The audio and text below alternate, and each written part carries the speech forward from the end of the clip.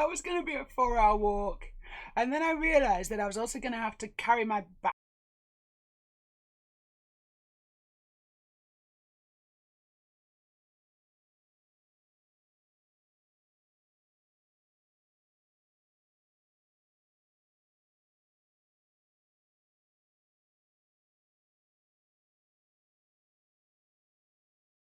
You're not saying you just woke up. You're saying I've given up. I can't be bothered. I'm just gonna chat to you all for a bit. This like I'm stupid. I hate it. My goodness, where did that come from? Holy crap! Can someone write that down, please? Someone write that down immediately, or clip this, because I want to. Can someone just do a clip of this? Lucy, very smart Lucy, says the channel is called Trans Briggs because we build the foundations of successful trans lives. Leftover. I'm going to put the spanner in the leftover pile. Let's see how he fits. He fits pretty well, actually. Thanks for the follow. End stream fag now. That's a fucking... What the fuck? Who makes an account like that?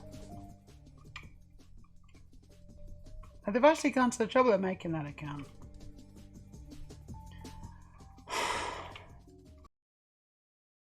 So they sent me to a school psych. When I told her I wanted to be a girl, but people kept hurting me, she ran an IQ test and then said I was doing fine after I scored 137. Result. Very good already, very good. Well, I'm spiritually old thanks to chronic fatigue. Oh no, spiritually old. ADD has a hereditary component. I thought it might do. Yeah. I wasn't sure. The guy said, "Ooh, look at that Porsche out of the window." You know. It's like, yeah, but what about my tits? No, but look. And so I spent all my money on my body and my boobs and all this kind of stuff. And my vagina. I wish I'd saved a little bit more so that I could fix my fucking boob, but hey, there you go. What's going on? Oh, I'm on a Lewis Hamilton viewing streak. Well done. Yeah, it's not easy money. It's not easy money at all. I learned that the hard way. Gotta give it a good check, but I'm kind of thinking it's not in here. There's a funny one, isn't it? That's the funny one. I don't think I've ever got one of those. It's a funny one. And this is a super funny one. Look at that. Not a very good picture of it. So it's got that, but it doesn't have other ones that are very similar. So the categorization of parts is sometimes a little too arbitrary for my liking, honestly. Yeah, I knew this. I just knew this, right? We all knew this, didn't we? Isn't this really obvious? Yeah, that's fucking horrible.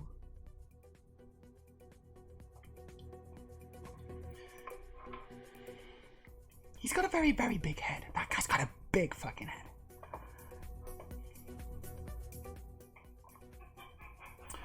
Errol, or maybe, taking all the money from me.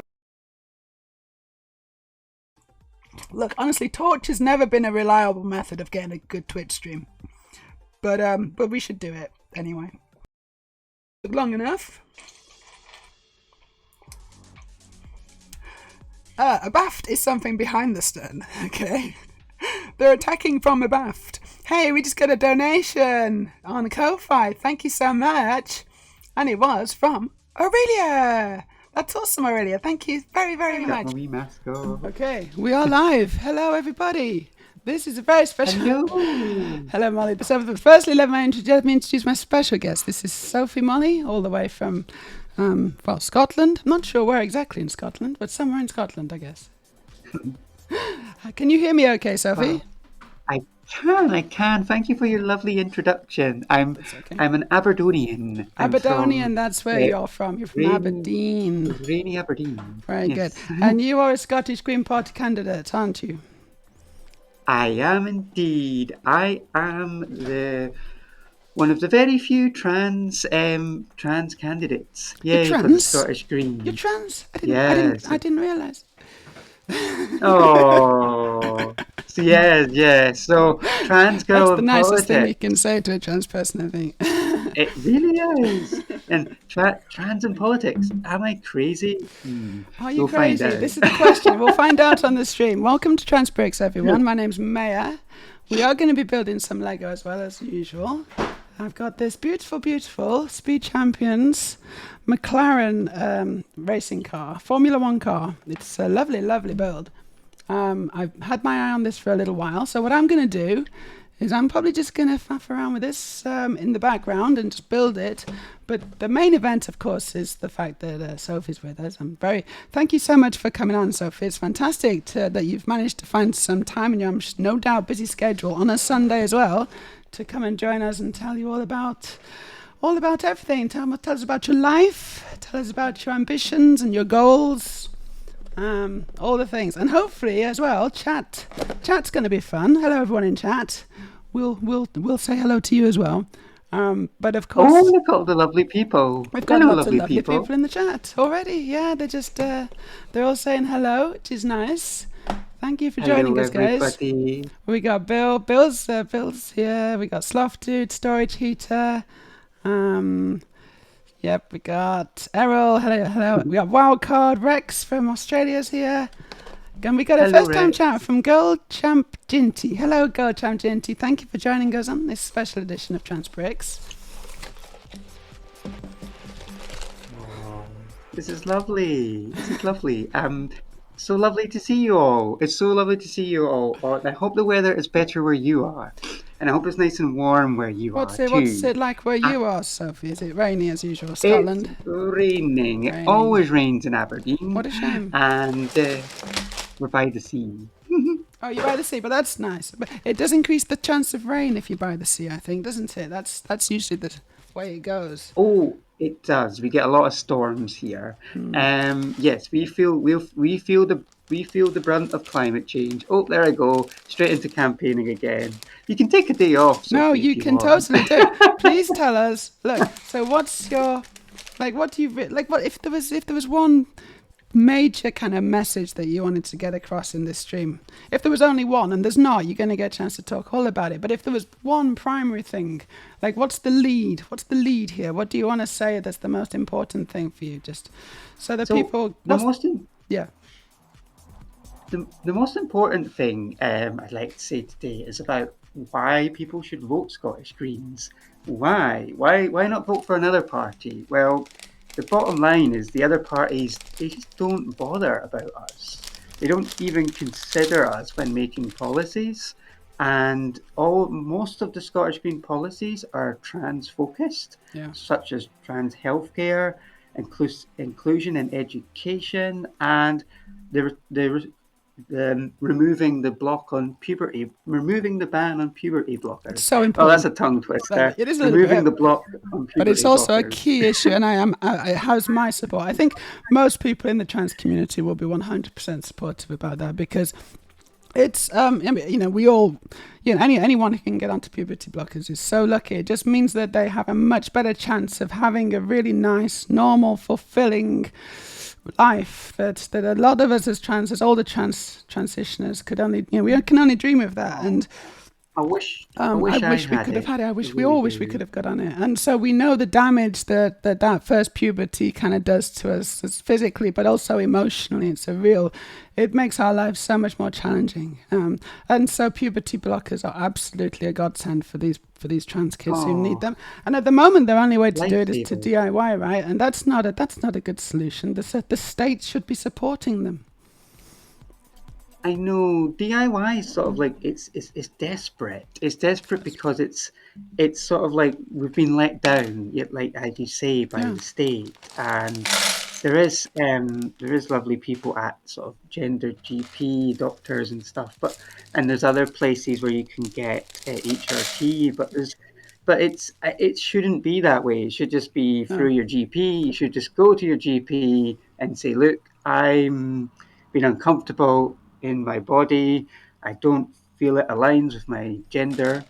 I would like some hormones, Of please. I'd course. like some HRT so that I Well, could feel well, I better in would like myself. some puberty blockers because if the kids Or are young puberty and they blockers, haven't gone yeah. through, and primarily if they haven't gone through their puberty, then you can, even though they're not old enough to be able to decide, I'm definitely going to, change my gender and start Mm. different hormones, they are old enough to decide that this is something that their decision they need to be able to delay. And that puberty gut blockers gives them time to grow up a little bit without having to go through that puberty, and and then once they're a bit older, then they can make that decision because it is such an It important decision. And so it it makes does. perfect sense. And there's really no downsides, especially when you consider that cis children are prescribed puberty blockers every day to combat precocious puberty. So, there's no compelling medical evidence that says that Mm. it's dangerous, that it can be physically dangerous. It's just transphobia, just basically transphobia, that a medication that's available for cis children Mm. is not available for trans children. And it's because cis people see being trans as something that needs to be cured. Like they don't, it's like, oh God, not another trans Oh. person. We should force them to be something they're not. We all should be cis according to them. And the Cash report, oh my goodness, the Oh, what a Cash mess. report.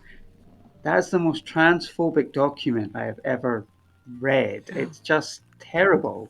It just it just ridicules our entire existence. Yeah. And it also makes out that children aren't as smart as they are because children know themselves at the age of 8 or 9 or whatnot or younger. They know They their do. identity I knew. and I they're knew. trying to say they don't. Yeah, Yeah, I knew. which is nonsense. They do know. If it had been an option for me, then I would have absolutely just jumped at it. I would have absolutely jumped at it. But it was just not an option at the time. Growing up in the 80s, it just wasn't a thing. Whereas now the Oh, information's out there. Kids see that they do have this is an option, and it's been taken away from them. They've been so betrayed by the health service in the UK. My heart goes out to them. It really does. I just, me I too. really do hope that this Um, situation can be resolved because it's torture for these trans children. People No, need to, you know, we need to protect it's our trans children. absolutely horrible. It's horrible what they're doing. These are lives that Yeah, the government are destroying.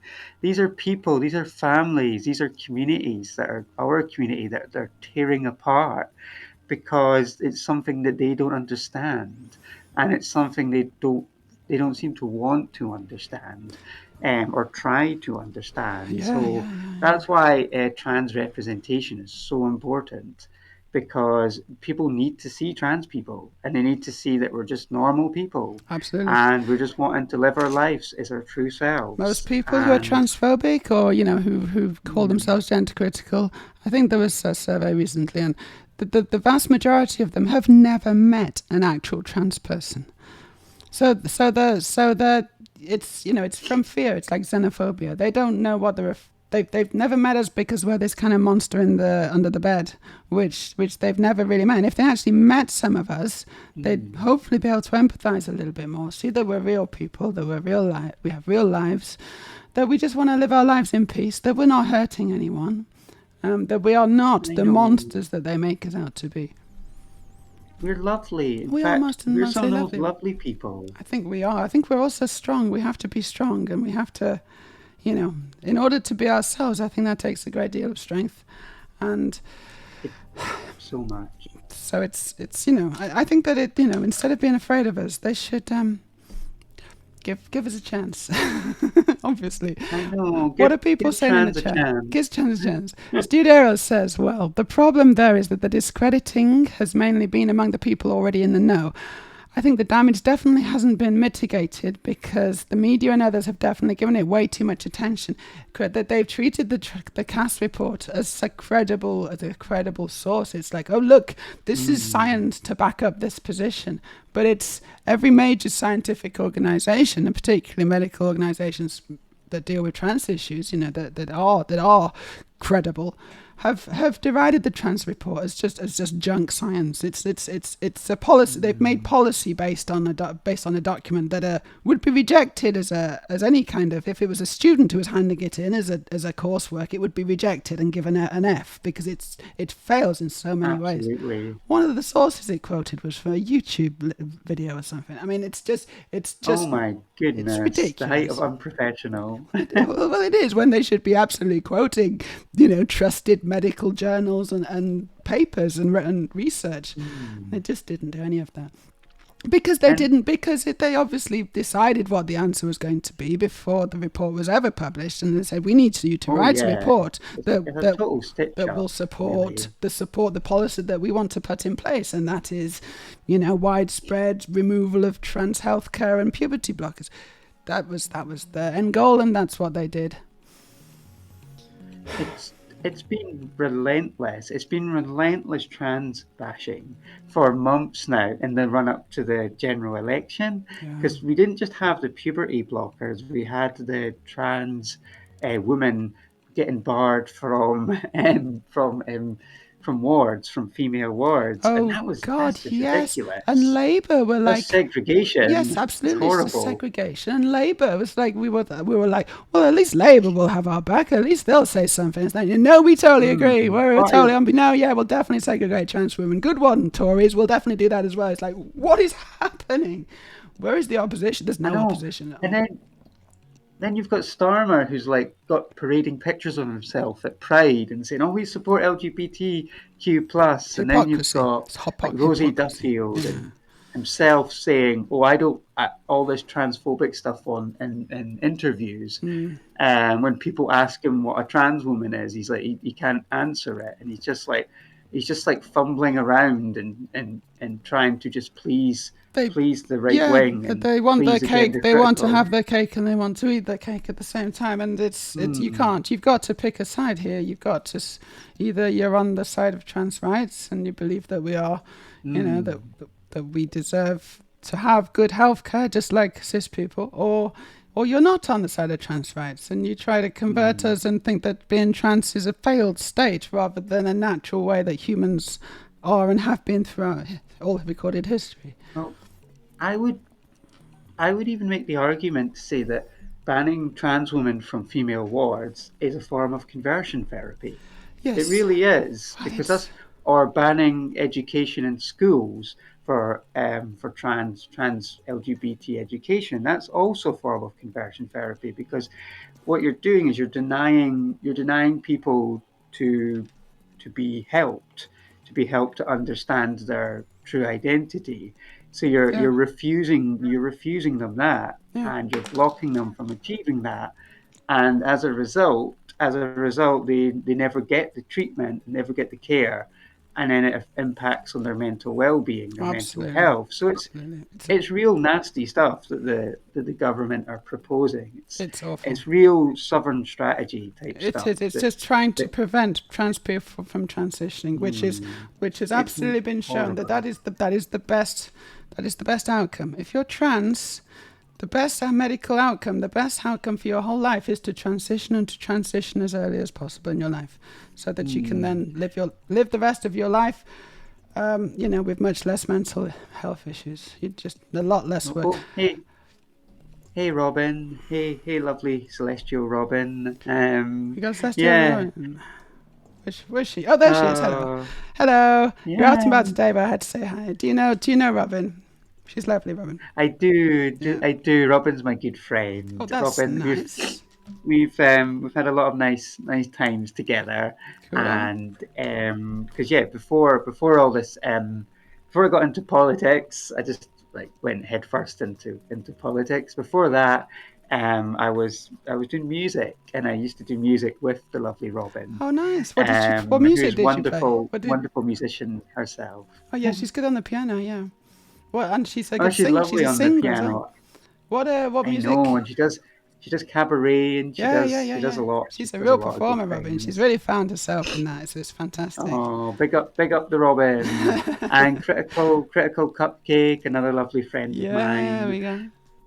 Hello, cool. And we're all interconnected, aren't we? We're We all such a are. small It's a fairly community. small. It can be quite a small community. I know a lot of the people. Hmm.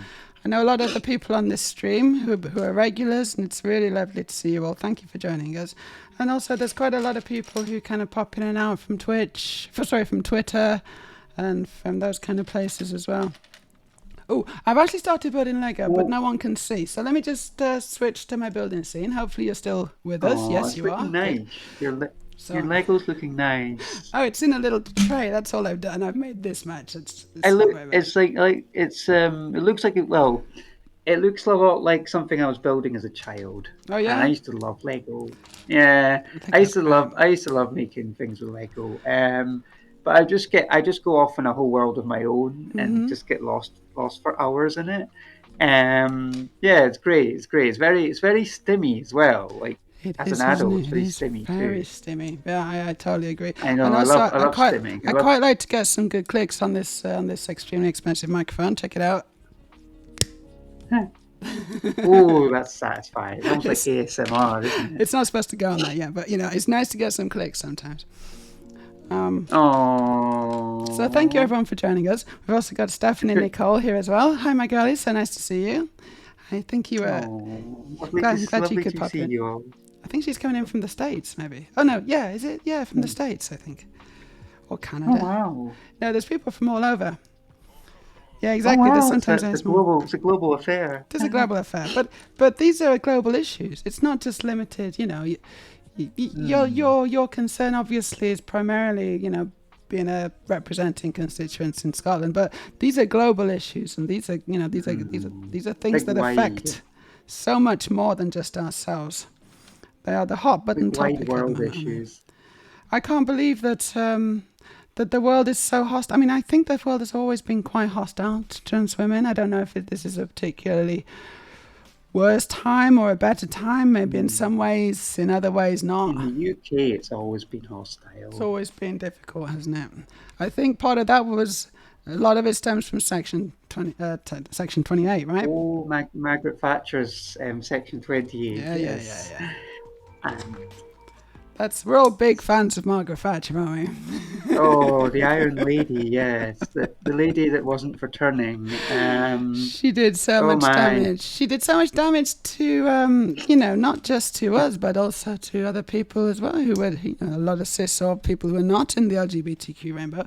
They didn't learn anything about what it was to be gay or what it was to have same-sex relationships any kind of gender identity that wasn't cishet. And so, when they look at trans people now in culture and in the news and just everywhere, they're bombarded Oh, with it. It sells newspapers or whatever. It's ridiculous. They oh. sort of feel resentful. They're like, well, where were you? Hmm. Where have you been? This is a new thing. This is a Oh, fad. It's like, well, no, it's not. It's just been so suppressed.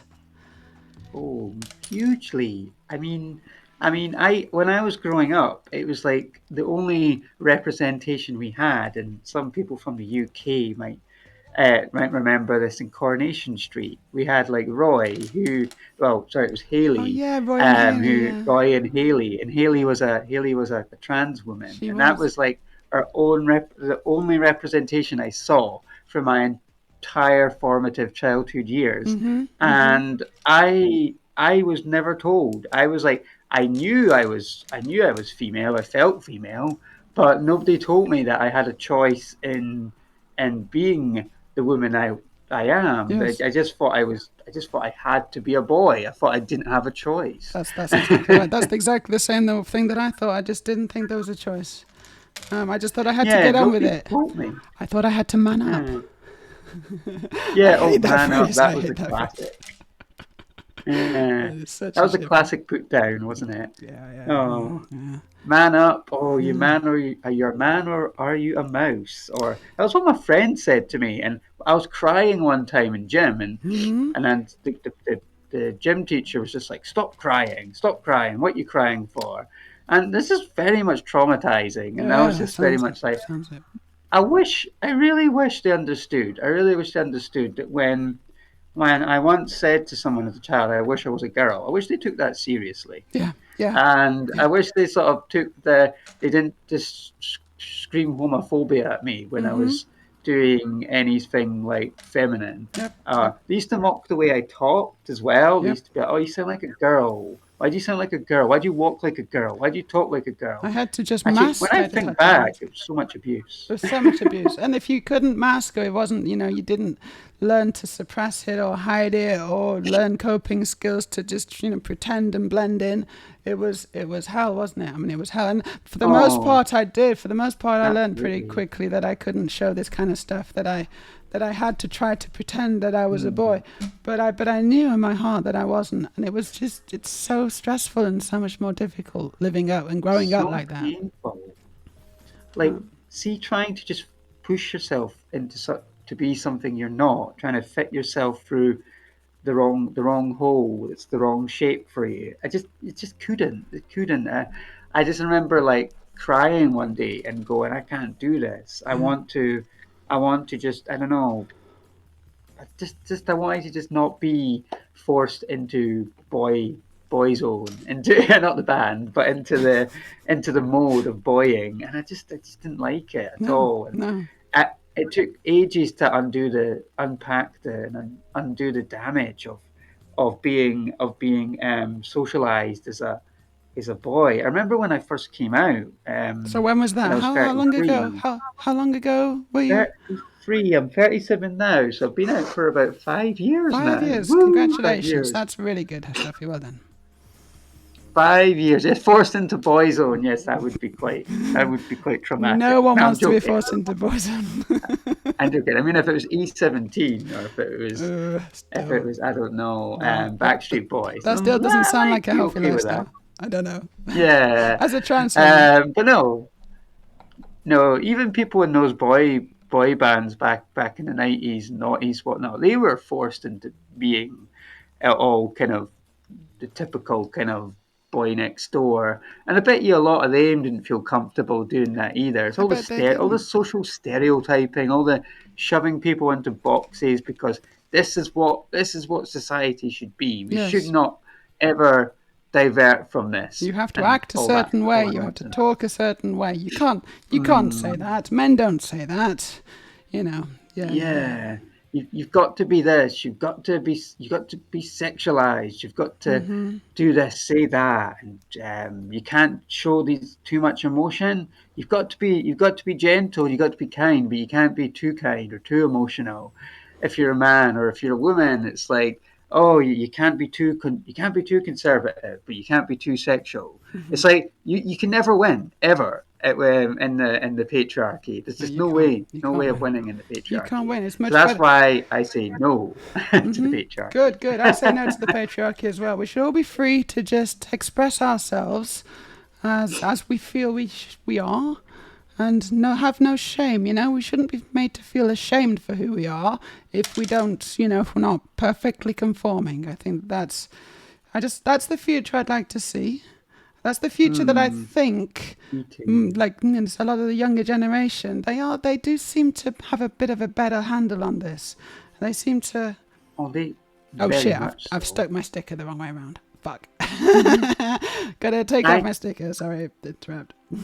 I get no. I get so little hassle. See from people or almost zero hassle from people under the ages, let's say 25. Yeah, yeah, They're brilliant. They're yeah, amazing. They're yeah. so clued in on what it means to be I think they LGBT are, and I think they Q have more plus. friends Yeah. who are LGBTQ, and I just think that it's not as big a deal for them. Like that's what I would hope. And this isn't necessarily Mm. evenly distributed around, all the, I'm sure there's other places where, they are going to still be bullied at school or whatever. Some places are Mhm. not good for them, but on the whole, it seems to be better. It seems to be a little better, certainly than when we were growing up. Oh, for sure. It's definitely the language is better too. Yes, The that's way they true. talk about their emotions and stuff.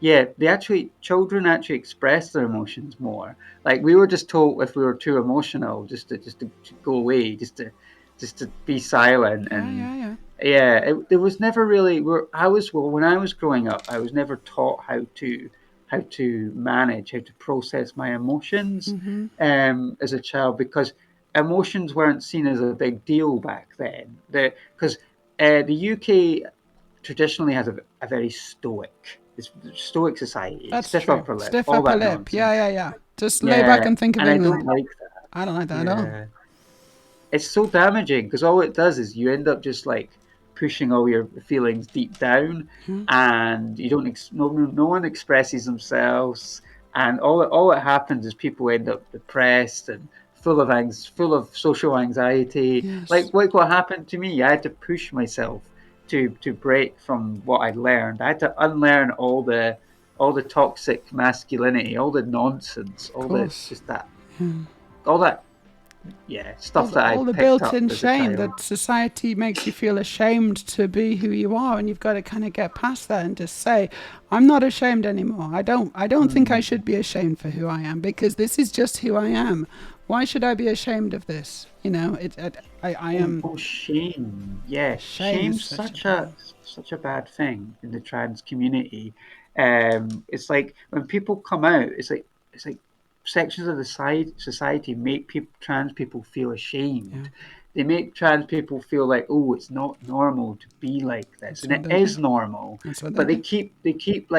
they keep saying, oh, why are you doing that? Why are you sure you're why are you a woman, Sophie? Why can you not just be happy in the gender you were born at? And it's like they're making you feel like all this kind of like guilt and shame for just being yourself, and Exactly. Yeah, it's it's horrible. horrible, isn't it? It's just horrible. It's horrible what they do, I wish they could be and happy for us. That we are, and then a lot of people are. A lot of people. There's a lot of people who don't do this, but there's also a huge amount of people who do. oh yeah, They want to reinforce. They want to put us back in the closet, don't they? They don't want to. They don't like the oh fact that yeah, we're out and that we're out and proud and we're living our lives and we're potentially being role models. I think both you and me probably could, just because of the fact that we're kind of publicly visible trans women out there being semi-successful in certain aspects of our lives. The people that scares other people.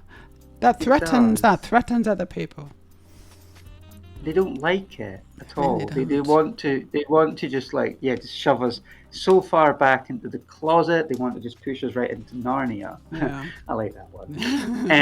But they Makes me do. They definitely don't not want to want go. us coming in. Yeah, I that's really. looking good. What, That's the looking good. the Lego? Yeah, This that's is. coming together well. Something's That's happening. looking cool. It's just the framework. Ah, There's lots of brackets on the side, lots of studs on the side. Something interesting going on the front. I'm not oh, sure what yet. you got those skills. You got those skills, girl. It's I can looking do good. this in my sleep. I could probably do this with my eye. Well, no, I'm not going to try that, but I could probably do it with my eyes closed. Maybe. Oh, But it's. I mean, I do love Lego. I've been building Lego since I was. Well, since I was 4, I think. Actually, I got my first Lego set. And I've just loved it all, ever since. It's become, I guess in many ways it's become something that another escape. Because as a trans person, I don't know if you're familiar with this, but we do like to escape into things. We do like to escape the real oh world yeah. and try and get into our fantasy world, because the real world can be a pretty nasty place when you're trans, especially when you're not out, when you're hiding away. You do So need something to escape into.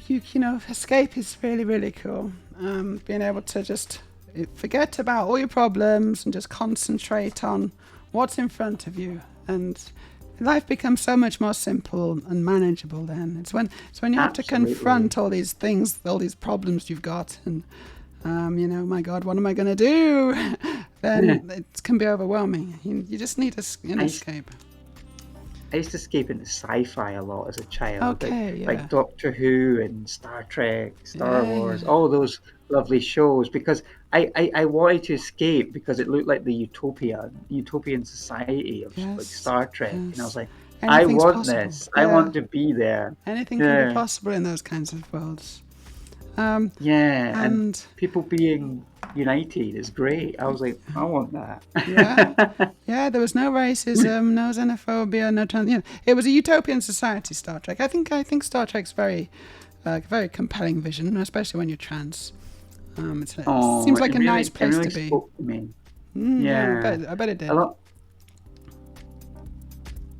It was great. I loved the show. And oh, can I introduce you to my little friend Yes, I here. was wondering about your little friend. Um, What's his name? here's Pippin the non-binary mouse. Pippin the non-binary They mouse. them Very good. pronouns, and very cute, Yeah, so cute. and so squishy. It's like a blahai.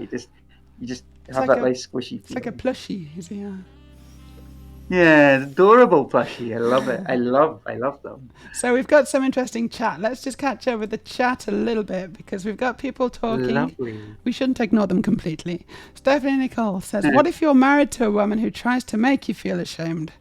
Yeah, Stephanie Nicole is in a very difficult situation, and I Mm, don't know. I don't know how much advice we can give you, honestly, Stephanie Nicole, because um, you've got to do what you are able to do, and sometimes that could be a dialogue. It could be a compromise with your wife. It could, because it's a big and scary thing to risk losing all the life that you've had before, to your children and wives and things. But it's not for nothing. You do get an awful mm. lot back, don't you? It's not a simple. There's no right answer. Is the thing. Only you can decide if this is something that you're able to do, that it's right for you. Oh, definitely.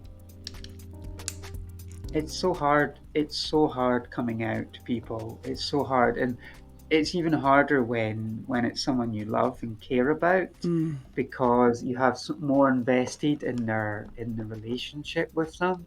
And this is what a lot of people don't tell you or don't talk about much, is just the experience of coming out. mm, Coming out is huge. It's just it's ginormous. massive. Coming out is probably one of the bravest things a person can do. I think is coming out as I trans. agree. I came out as trans and non and bisexual kind of around the same time. But yeah. Although apparently I came out as bisexual before, but I didn't remember because I was blackout. I was Oh right, blackout drunk. okay. So apparently I told my one of my closest friends that I had a big massive crush on them, Okay. and and they said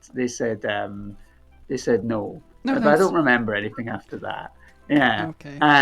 Yeah, so but I was still friends with them Well, afterwards. that's good. That's a I good always wondered why result. things were slightly awkward though. Oh well, but it's nice that you are still friends, because that can mess things up. That's for sure. Um.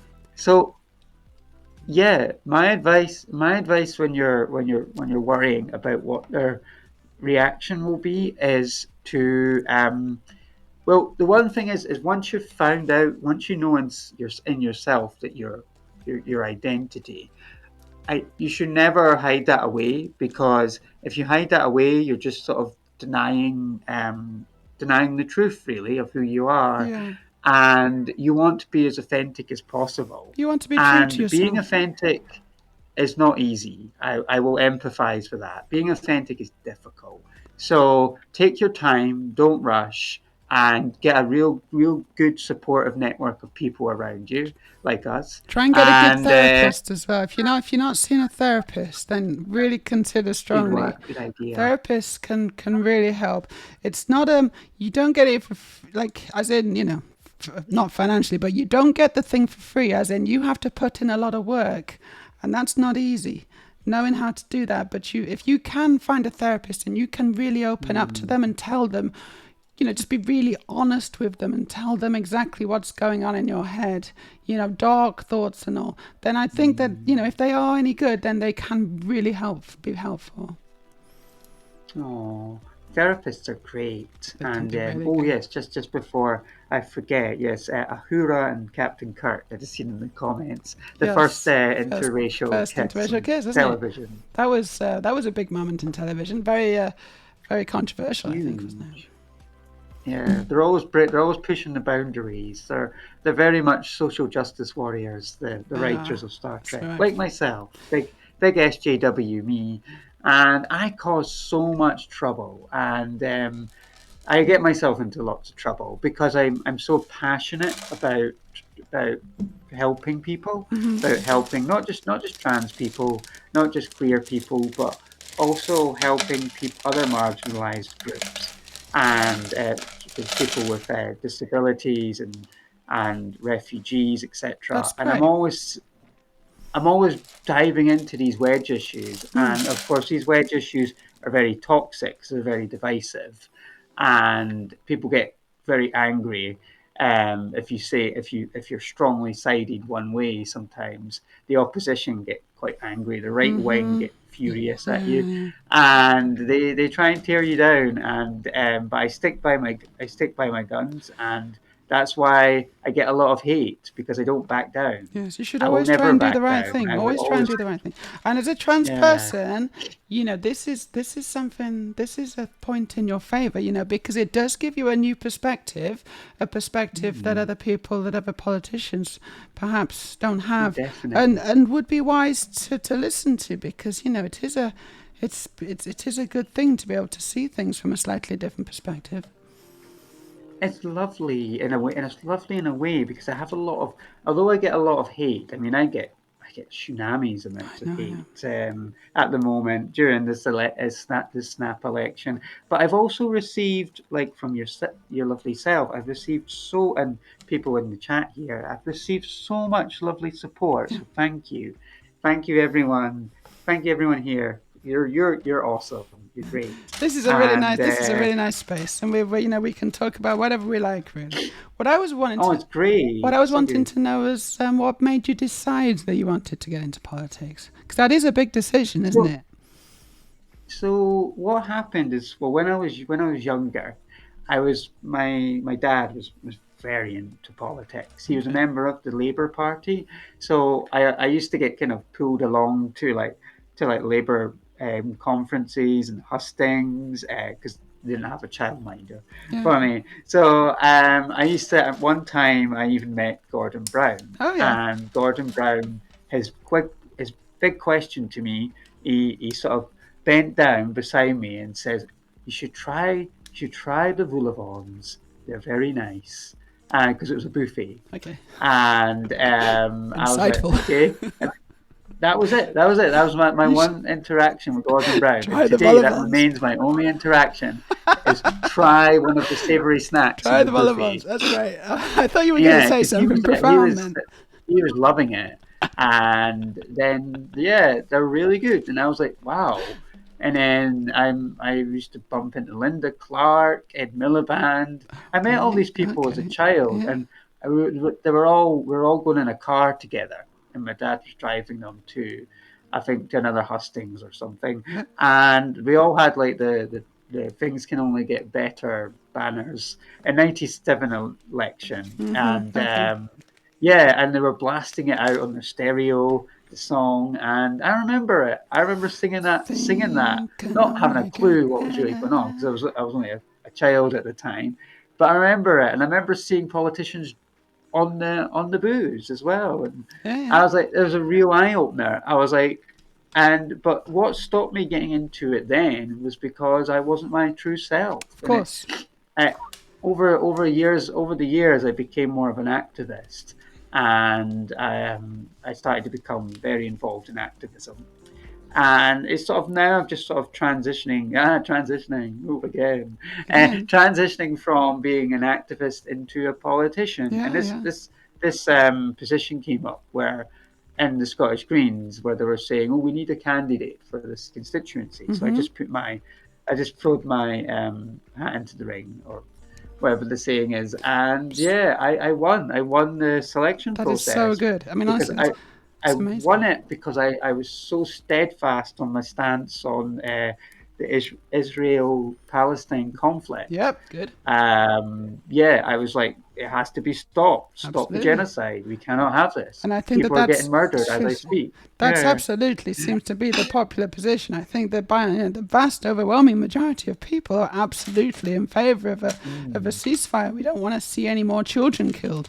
But it's it's incredible that this has so much horrific. support in higher up circles in the government. It's just outrageous that it's got this that it's got to this point. It's got this far. It's a Oh, horrible, it's horrible situation. horrible. Horrible situation. It's it's dreadful, and it's like the Scottish Greens.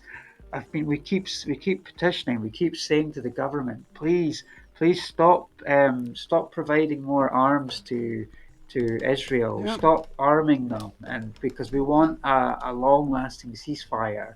And of course, it's Thanks for the just they follow. just keep doubling down on the nastiness, Yeah. and it's ferocious. It's the most ferocious conflict anywhere in the world since Yugoslavia back in the 90s, and it's just terrible. And when people say genocide, that's exactly what it That's is. what's It happening. is It is a genocide of a genocide. There's no massive group of question. people. I think didn't the international didn't the European Court of Justice recently Hmm, request arrest warrants for the government they did. of Israel? That's, and also Norway, the country that I live in, recently recognised Palestine as a state. I think there's a growing list of Oh, countries now that are well done, recognizing, Norway. Woo. yes, just to kind of try and shift the political, field or whatever it is, so that we're able to do something a bit more positive for them. Because at the moment, whatever people are doing is not working from a political point of view, from a diplomatic point I of view. It's know. just overridden by the US and the UK and the just horrendous support of this And regime. it's dreadful because they're sort of escalating, they're fanning the flames of violence in the Middle East, because the Middle East is there's a lot of tensions between the Yes, countries of wrong. Iraq, Syria, Iran, and there's a lot of militia groups that are really trying to support Palestine, and it's sort of it's widening the conflict, Yeah, especially all the way across the Red Sea, and it's just causing untold amounts of of terror and that's the horror. last And thing that should happen. This cannot be allowed to escalate. I know it's We. becoming this regional conflict, It and is. It it is. needs they need to It's they need to put almost a like lid on it. They it's need to almost like stamp they its want on it. this is what they want. This is their end goal, because they want to Mm. make money from the arms sales or whatever ridiculous. Oh I mean, yeah, I don't know what it is, but it just seems so inhumane and detached it's from anything that's right or ethical. it's so brutal. I mean, the Israeli government they're pretty they're well yeah they're far They right, are far right. Yeah. and they're nasty. They're nasty, and Horrible. They see um the people on the West Bank as just vermin, and all the oh language that they use is supports this. horrible. It's just a horrible reversal of history, It's so that shouldn't dehumanizing. never have been allowed to happen. And I know, and I it's know a lot of Jewish people who are absolute. This is, so they are constantly conflating. And if you're against mm, murdering and killing children and women and children, then that makes you anti-Semitic. oh, It's like, no, it doesn't make us mm. anti-Semitic. We don't dislike Jewish people. That's got nothing to do with this. Well, You know, Jewish people are a lovely. lot of I people have who are lots of Jewish also don't yeah. want a genocide to be committed in their name, and they're I finding did it a really difficult. I was well. I was Robin was joining me, Robin and my partner Tabby, who I think Okay. is listening in too, and they both joined me on stage at a benefit gig for Palestine. And the band that was really pushing the gig, Uh huh. one of the main bands at the gig, were a Jewish band, Great. and they were all anti the Israel Yeah.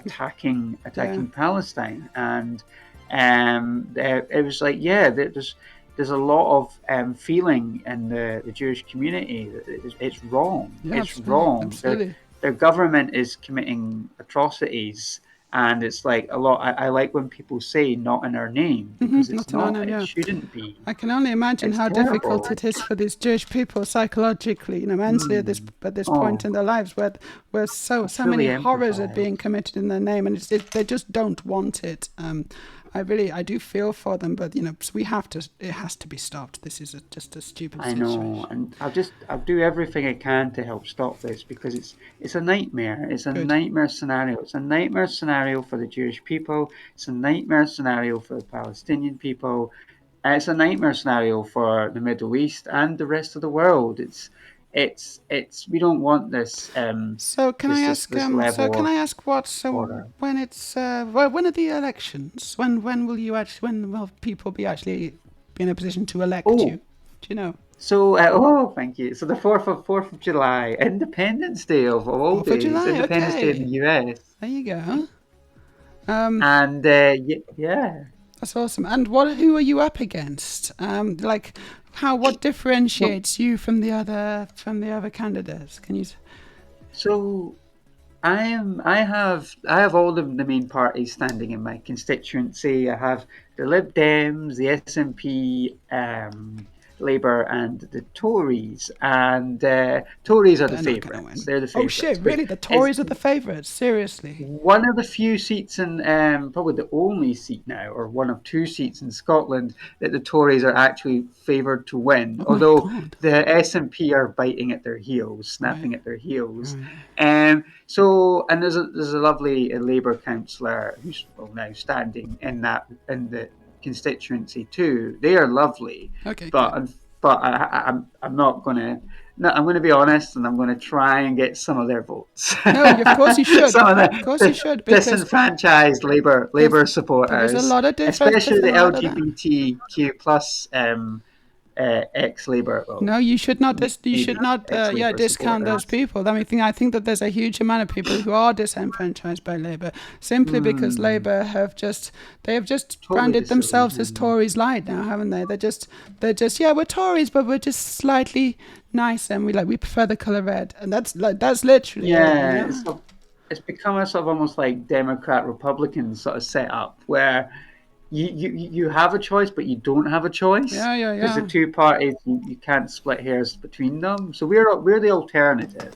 We are the Greens are the alternative, and this is the thing as well. I won't get too into this because it gets quite gloomy. But the climate emergency, and so we only have about 25 years to save the climate in the world. So a lot of the big Yes. parties don't realize this, or they're just not I think bothered. a lot of the But big parties maybe don't want to admit this because, mhm, um, and also a lot of people don't want to admit this. It's so depressing, and it almost feels like, okay, mm, that seems like an impossible task. We're all doomed. What's the it, point? mm, You know, I might as well vote in my own selfish best interests because there's no point trying to that's a fix good things. point. Is how would you answer someone like that?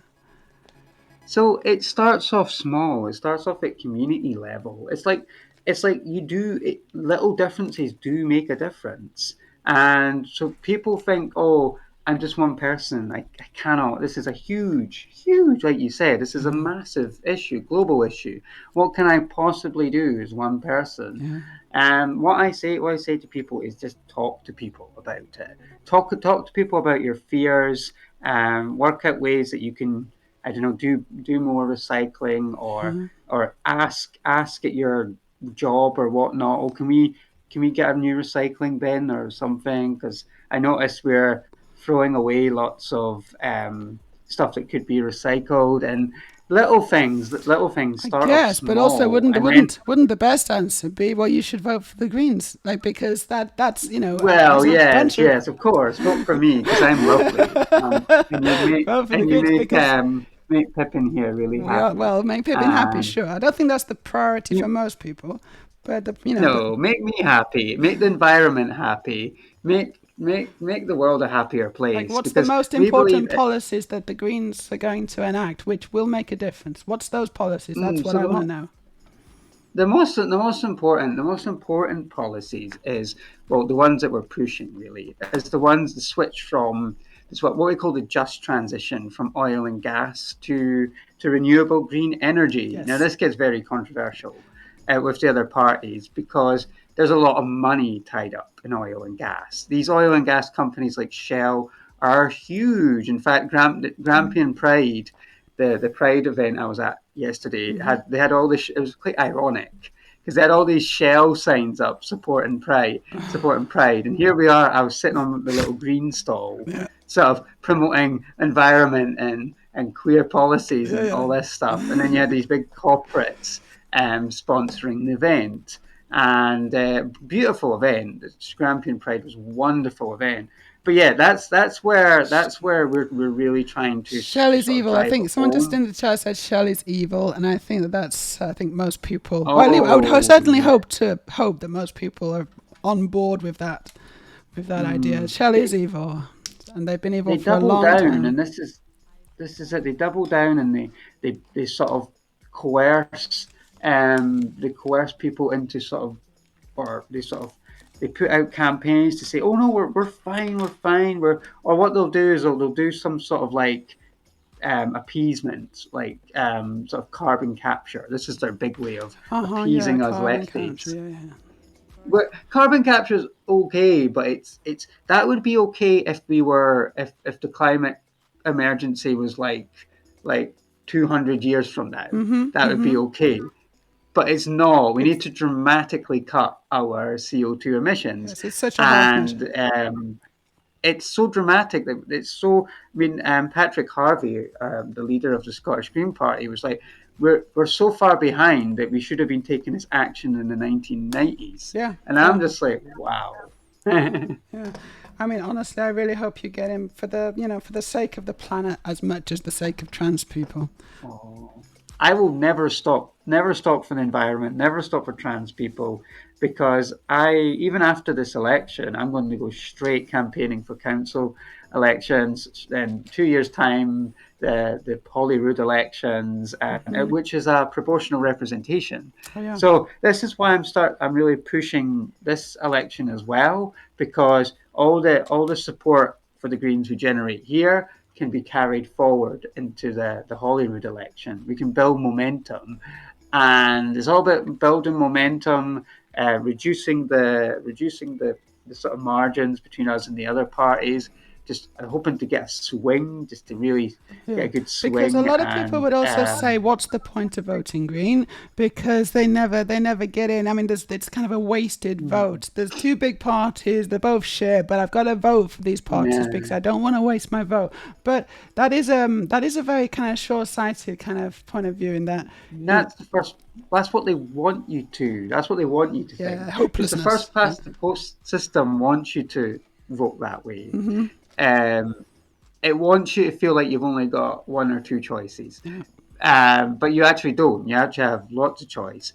But you're so afraid to give away your vote, because they always do this. They always get the fear. Oh, a vote for any other party is a vote for the Tories. No, it's not. Yeah. You vote on what you believe in. You vote on your principles. You vote on your beliefs. You cannot ask someone to vote Labour if they're trans, and then to vote for their rights to be taken away. No, you can't. You There, shouldn't. You there, shouldn't you've ask got people to do that. No. yeah, but that's what Labour are asking people to do. It's like, oh, we're going to take your votes away, but at least we're not going to take away as much as the Tories will. Yeah, We're not really going to exactly. help you, but at least you won't be shipped off to Rwanda. Great, you get my vote. I mean, surely there's um, got to be a better option. But the thing I was going to mention though is that year on year, the Greens are doing better, aren't they? Each time they do a bit better in the polls. oh yes, It's like that's the that there is momentum a I was talking trend. about. Yeah, Yeah, there is a trend happening, and the it's trend is looking good. The question is whether it can continue, and I think it probably can, but if it can actually build up enough in time to actually make any difference for the planet and things. We need. Are so you still there? so what we Yes, what we want is we want more representations. We want more Green MPs in there, so that what we kind of want is more Green MPs in there, so more voices for climate. Um, because if there's not really any Green MPs in the Parliament, the ruling Parliament, which will most likely be Labour, but Yeah. they will sort of just steamroll their policies through Parliament, which won't really benefit the climate. But if there's a lot of Greens in there, Yes. and so what it means is that when it comes to putting things through Parliament, they have to be they can't just sort of get their own way. They have to sort of they have to bring us more into the Yes, they have to make conversation. concessions, and there's got to be more compromises. That's the one. And Yeah. you've got green kind of policies and things have to also be taken into account, so that Mm. so that everyone is better off in the end. Makes it more democratic, and it makes it. That's why I did love the Butte House Agreement in Scotland. I know people criticised it and whatnot, but I always thought that there was collaboration is good because it really helps. It really helps, especially a smaller party like the Greens, to really get a platform for their Cool. policies, Can you just tell me what and the Butte House Agreement was? Because I don't know. So so probably other people will know. the Beer House Agreement was an agreement, I think it was like 4 or 5 years ago now, with Sturgeon and the co-conveners of the Green Party. Mm-hmm. Sturgeon was the First She was the Minister of first the minister. SNP, First Minister back then, and she went into this sort of accord, this agreement with the two co-conveners of the Scottish Green Party, Lorna and Patrick. Okay. And this agreement was to sort of give them to who were MSPs, Green MSPs, was to give them more of a say, more of a voice, a more of a ministerial voice. So Okay. they were actually part of the government, part of the core team of government, into the cabinet, and that's gave us a larger sort of voice when it came to decisions, and that's kind of how we got to the point of getting the safe access bill on the, and I can tell you about that too. Sure. The Do sort it. of the safe access bill on the cards on the table. Yeah. Safe access bills. Yeah. What's that? I don't know. So that's so what that is in Scotland and in other countries around the world, abortion centres, places where people go to get abortions. Right. Yeah. Often, what happens when a person who's going there considering to get an abortion will be challenged, will be intimidated by groups opposed Yeah, to this is abortion, another pro-life fantastic groups. US import that we've decided to import into the UK, isn't it? It never, it didn't seem to be the case. This was not really a thing. We saw it happening in America, and we were like, "Oh, that's horrible." I'm Mm. so glad that we don't have that here, and now we've got it here. It, once it takes a hold, it takes real strength of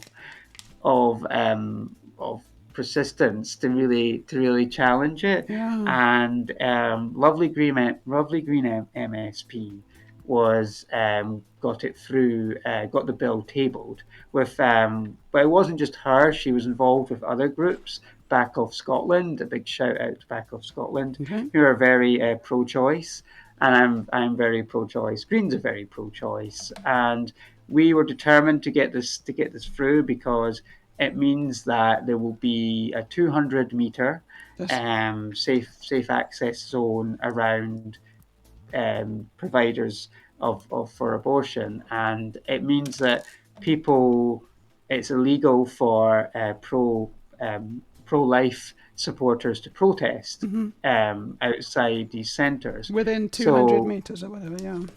yeah, within 200 meters. There was a push, though, from sort of more right wing factions in the Scottish government to water it down. So Mm-hmm. it's went through stage one at the moment. So that's great. But next comes stage two when all the amendments will come into force. And that's where the Scottish Greens need to really sort of just dig our heels in and go, no, no, no, no, no, no, Yes. no. Sort Yes. of really push our case to sort of say, no, we don't want these amendments. Good. The bill is great. Mm-hmm. And yeah, so as great as it is, we want people to not feel the intimidation. Nobody should feel intimidation. It's already traumatic enough being in that situation Absolutely. for anyone that's in that situation. And we just want to say, no, no, literally back off. Yeah. You can Definitely. protest, but you cannot protest in front of people who are accessing these Who are vulnerable? Who are facilities. You can vulnerable? protest Because elsewhere, it's away from inhumane. people. Yes. It is inhumane. Good. It's intimidation. Yeah. It's not nice. It's It's not not nice, nice and behaviour. it's very antagonistic as well. Very much it's making so. them feel unsafe. There's no, that should not be something that a democratic society should allow. Should No, not allow these no, people to and do that. we're not saying to these It's people that cruel. they can't voice their beliefs, but what we're saying is they cannot sort of stand outside a place where people are people are trying to access the service and to try and intimidate them It's into intimidation. Yeah, not that's the using word, the isn't it? It's service. intimidation. It's horrible. Yeah, Yeah. and they're also intimidating staff Yes, of in course. these It centres must be difficult too. just to They be feel staff there. scared to go to work. God, Yeah. these people. Oh, more Lego, more Lego. Another Yay! bag. Yes, I'm on to bag 3. It's going very well. Yay! This is the situation. Let me switch to the chat. Well, we've been having this fantastic chat. I have just been building Lego. Oh, This is the. Yeah, it's starting to take shape. I've just built the front, which is looking really nice. It's that's so cool. quite. Can I say, I'm really impressed that you can do that whilst having the chat at the same time. That's skills. I guess I don't really remember building it. Quite honestly, it just happened. I'm as surprised as you Oh, are. I'm like, whoa, it's that's like good. muscle memory. It's like playing guitar. Exactly. Yeah, I'm just drumming along, and I'm not really thinking about it. So that's. Oh, So it I looks guess so cool. it's a skill. I don't know if it's a useful skill, but it's a skill. Oh, But I'm enjoying our just chat. Shall we catch up can with I it? just say I love your Oh earrings. yeah, I love your thank earrings. you. These are Lego. Yeah, I got them from a good The friend. little trans Little bricks. trans bricks, exactly. Trans bricks. Everything's trans bricks.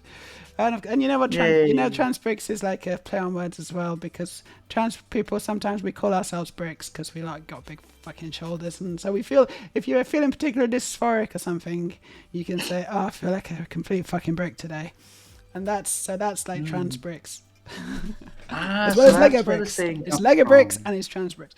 Yeah, Ah, it's a I bit think it's cute. it's a bit funny. I mean, it's a bit silly as well, but yeah. It's a bit tongue in cheek. It's a It's nice tongue in little bit of cheek. satire. Yeah, I like because it. it's important to try not to take ourselves too seriously. Life is serious enough, and Mm. if we can take the piss out of ourselves a little bit, I think that's maybe can be Well, healthy. it empowers us, doesn't it? If we can do that, then it empowers us Exactly, because it's kind of taking it back, isn't it? it disarms us, the Yeah, opponents. because Yeah, someone else might call us a brick, but we don't. That's another way of making it so it doesn't hurt us. It's like yeah. reclaiming Reclaim it. it. Yeah, Own it. Be proud of it. Yeah, exactly. Let's see I what's like happening in the that. chat.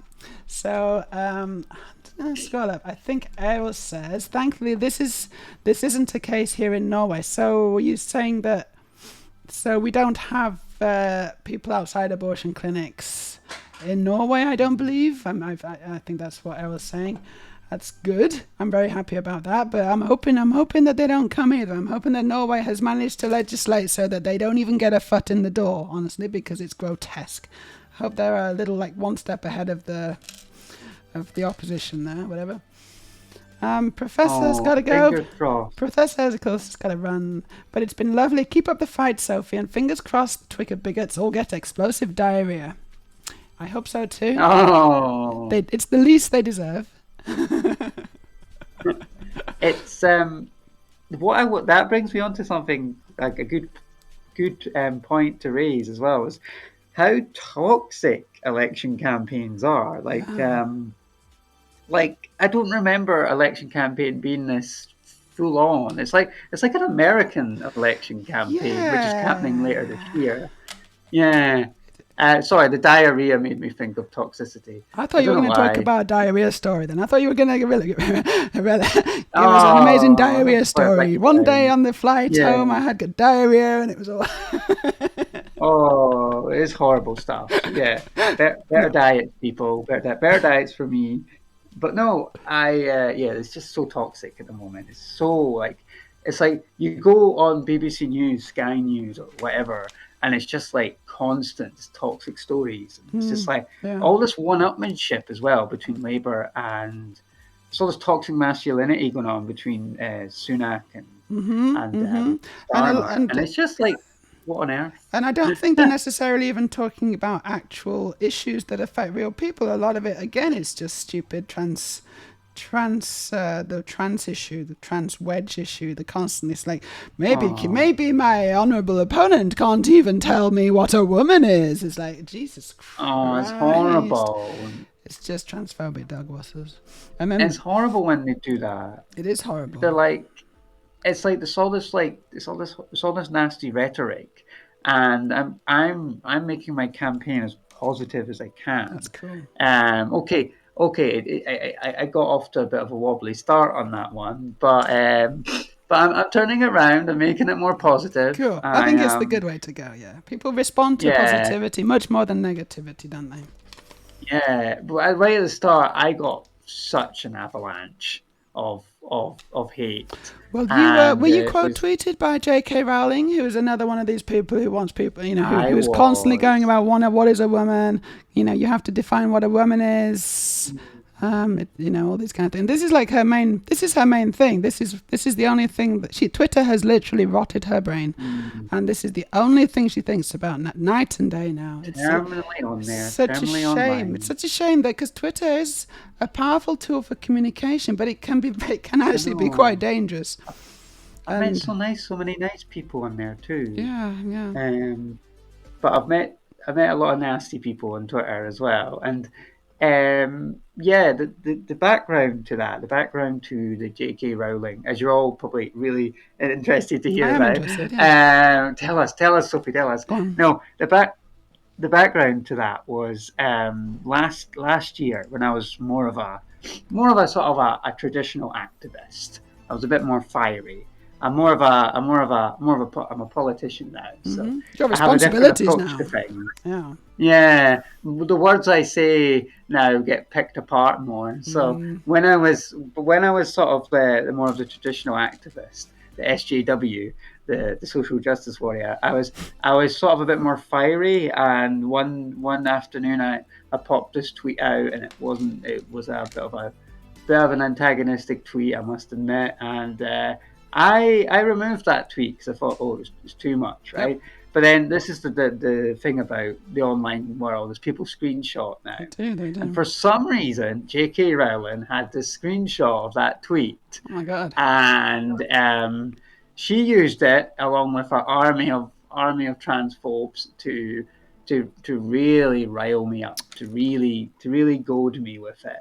And that's what happened. She Yeah. posted it out there, and it got shared around everywhere, and then it made it into the media, the Mhm. Scotsman Mhm. and various other places. And I was like, oh my goodness. And since then, I've not received as that much hate in my life before. Yeah. My DMs were literally lighting up with nasty, hateful messages, some quite threatening messages Yeah. too. Sure. Yeah. Yeah. So I was like freaking out. I was like, I've only been like one day into my campaign, and it's already like a Twitter storm, a scandal. And I was like, oh my goodness, oh my goodness. Well, But a PR person might argue that there's no such thing as bad publicity. I mean, some of these people who are just horrible, horrible people, they could have been almost doing you a favor in a sense by getting your name out there. And most well, people they've who are definitely done that. most people who are good and who do not who do not just live hating people behind a keyboard over Twitter. Most normal Keyboard people in real warriors. life, they will see that kind of hate, if it goes mainstream, and they'll see that, and it will just turn them off, and they'll side with Mm. you. I think because you seem like a nice person. Oh, I've had so many people, so much more.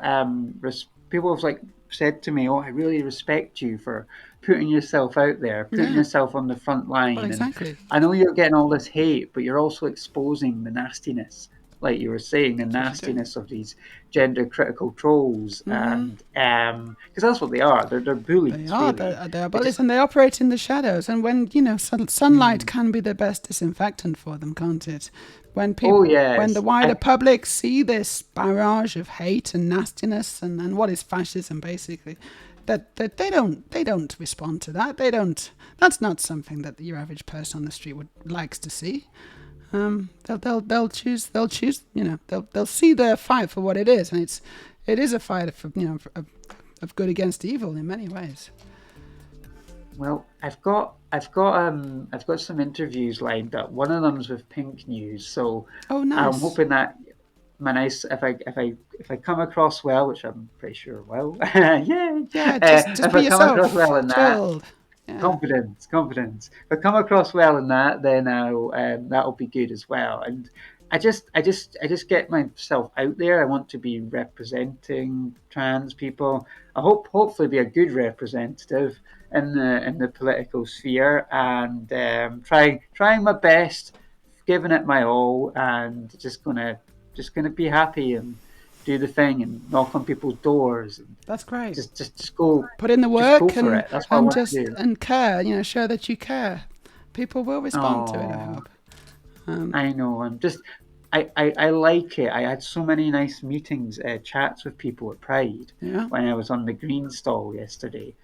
People were like, "Wow, I'm going to vote for you just because you're smiley and you're happy, and Yeah. you seem like you're really just enjoying life." And they were like, "It's so refreshing. It is That's so good, isn't it? It is refreshing." And refreshing, actually. It is nice, to find out that yeah, politician who's just kind of happy.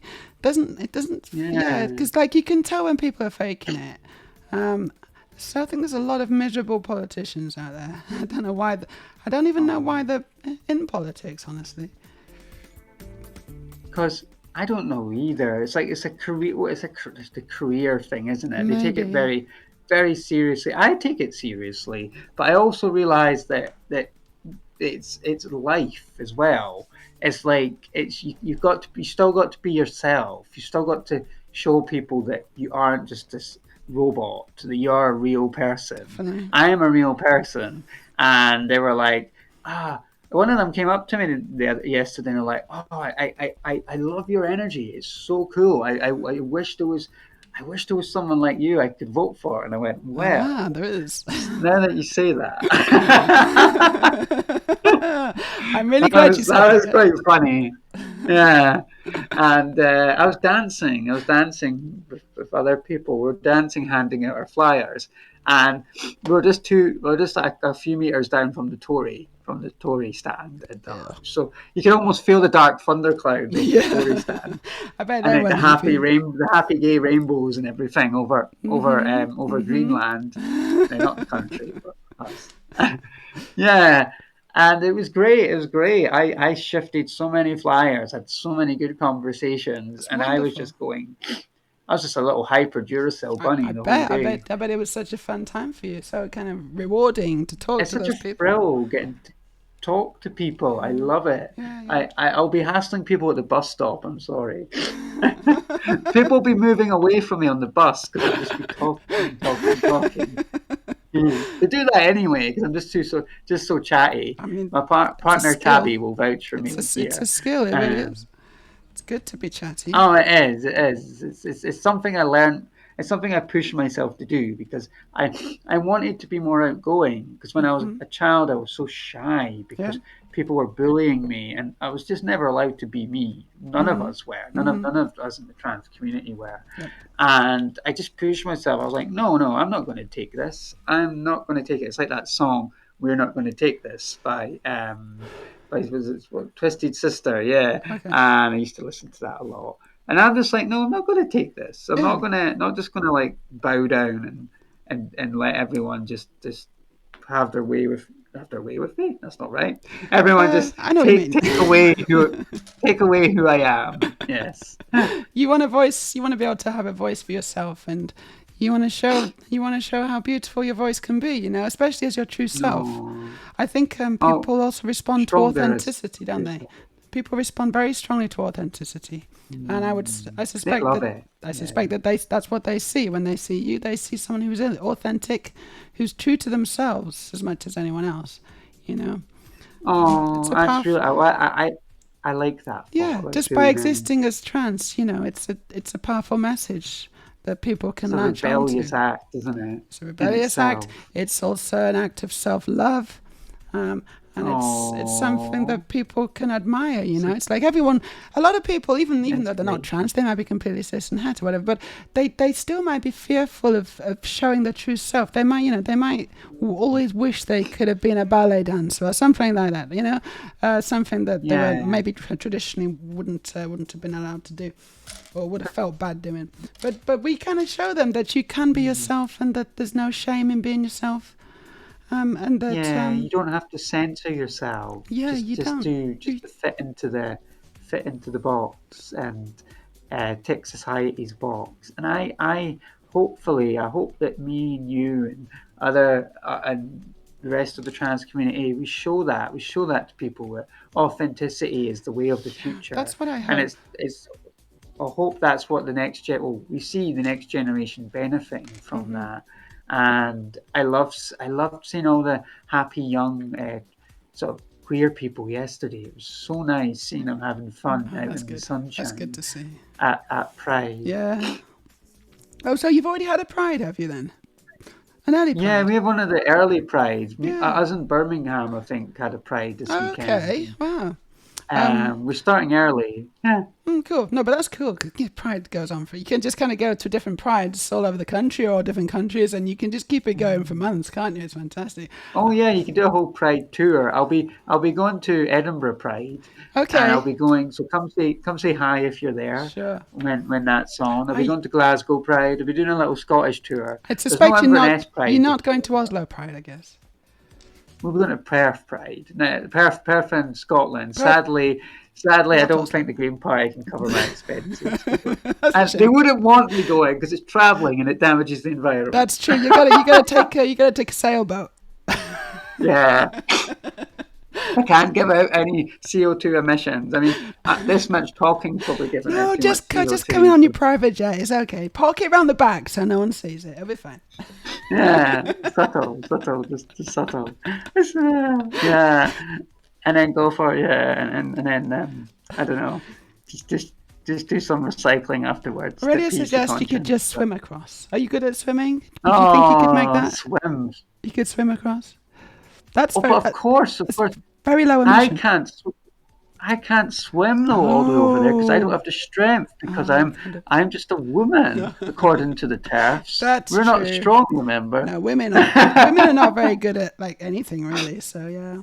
Yeah, Oh no, according to no, the TERFs, women can't do no, but nothing. we're still All they can men. do is No, but pop out babies. but according to TAFs, we're still men. So you should be fine. Like you, no problem. Oh yeah, No, of just be course. all right. You'll be fine. Yeah, yeah, yeah. We've got Yeah, we've of got course you're not. Yeah, we've you're got not a male woman yet. competitive advantage in swimming, no question. But then we've also got things Oh, like male competitive advantages in playing darts and playing chess and playing pool, and I'm like and fishing. And I'm like, hold on a second. No one, like, maybe you had a point in some kind of way, like, not really, but like, there was a conversation to be had at some point down the line. But I think we're now at the point where this is just transphobia, right? No, I'm starting to get just hmm. a lot of just transphobia here. There's no reason Yeah, why women should not be able to compete with trans women in categories. It just does not make sense. it's like darts and snooker, and it's just Snooker like and they're really struggling to come up with like reasons that they can say, but men have better coordination with their eyes and no. their hand and eye coordination. It's like nonsense. It's Stop it. nonsense. You're just digging yourself a It's massive hole just here. transphobia, and I really, I know. I It's would just certainly all hope that the lies, all Greens, I spin. certainly hope that the Greens would have some kind of way to reverse that or something. Not that it's, I mean, it shouldn't be like the pressing issue, but it's just another one where it kind of tries to exclude trans women from public life, isn't it? Like toilets as well. Hmm. They just try to remove all our access to having fun and to being able to just live out in public without worrying about going to the toilets and things like that. Oh, how Um, nice would that be? wouldn't it Oh, be good if we so could all nice. just live together and not be for people not to be afraid of us? That would be so nice. That would be lovely. And That's the future I want. it's the what makes it so hard when you've got the Tory government in is that they push out anti-trans rhetoric into the public domain Yes. and by announcing these policy changes in the NHS about the female wards, etc., and trans women. And what this does is it emboldens, it strengthens the GC argument. Well, it Yeah. doesn't strengthen the arguments, but it gives adds weight to them, like the cash report, and but all of these, like the cash report and the policies around the wards, these all come about because they're all spearheaded by the Tory government. Mm-hmm. With a more friendly government in there, the rhetoric would be different. It would be more supportive of LGBT people, Ooh, trans I people certainly in hope so. particular. I would certainly So hope what? that also the press Hmm, is kind of started to help to account a little yeah. bit as well, because they've just had a Oh, field day, definitely. haven't they? Did this, I don't know, transphobia sells, right? Transphobia sells clicks or adverts or whatever. Oh People just yeah, clickbait all the can't way. help but be interested and excited by the whole idea of taking away trans people's rights, and it just seems like this is going to continue, and unless there's actual government almost policies put in place to control that and stem it, and just say, Hmm. actually, you're only allowed one transphobic article a week, guys. Come on, let's try and tone it down a Yes, bit. So I don't know, yes. something like that, It's because like it's crazy what it is at the moment. it's it's sort of like, well, I think what would happen if there's less anti-trans policies being put out or promoted or whatnot, then what would happen is there'd be less stuff for the media to pick up on, Yeah, and it would become more unpopular for the media to put out these articles because there'd be less support for them I because certainly people hope so. they'd be like trans woman using your bathroom. Woman, look, this Yeah, yeah, trans yeah. person who's They actually a just get man less in your oxygen, wouldn't bathroom. they? They just get less oxygen. Yeah, People would be it's like, about no. depriving them of their source, their energy, their Hmm. what's powering them up. Because Hmm. what's powering the gender critical is the government, and the government are empowering the media. So That's it right. all kind of creates this vicious cycle of hate, and it's about That's breaking the right. chain of hate, That's right. and that's a really good way of doing it. It's done over time because when something becomes systemic, when it becomes like ingrained into society, like transphobia has become, it takes time, like it took to get to overcome homophobia, which is still a big issue, It's but still a thing, but it's more people are more accepted for being gay now than yeah, they were. rightly so. And all the arguments, of course, we know that all the arguments that they used to use in the 80s and the 90s They're to so try to cool. reinforce homophobia in society, they're all just recycling exactly the same arguments now for the Mm, trans people. History is really repeating itself, but they've got no oh, new for ideas. It's sure. all exactly the same arguments. It's terrible, and these arguments are so nasty, and Yeah, they damage people's mental health, they trans do. people The starting point and their almost always allies, seems to etc. be, sorry, the starting point almost seems to be trans women and men. Like, that is the basic starting point. They don't, Yeah, they cannot it's so just antagonistic. get over that kind of starting point. As soon as you can just say that trans women are women, everything becomes so much simpler and more humane and more civil. The argument suddenly becomes civilized. But the fact that they Mm, will deny us our very existence by, like, saying, oh, I'm not transphobic, but I just don't believe trans women are women, that then immediately you are trans. That is a transphobic position. You cannot state that and not have a transphobic position, yeah, because you're and denying us our very identity, our very reality. it's yeah, it's that sort of thing where they'll keep twisting it, they'll keep pushing the goalposts. So what will happen is they'll say, oh, all trans women are men, and you'll be like, no, they're women, Yep.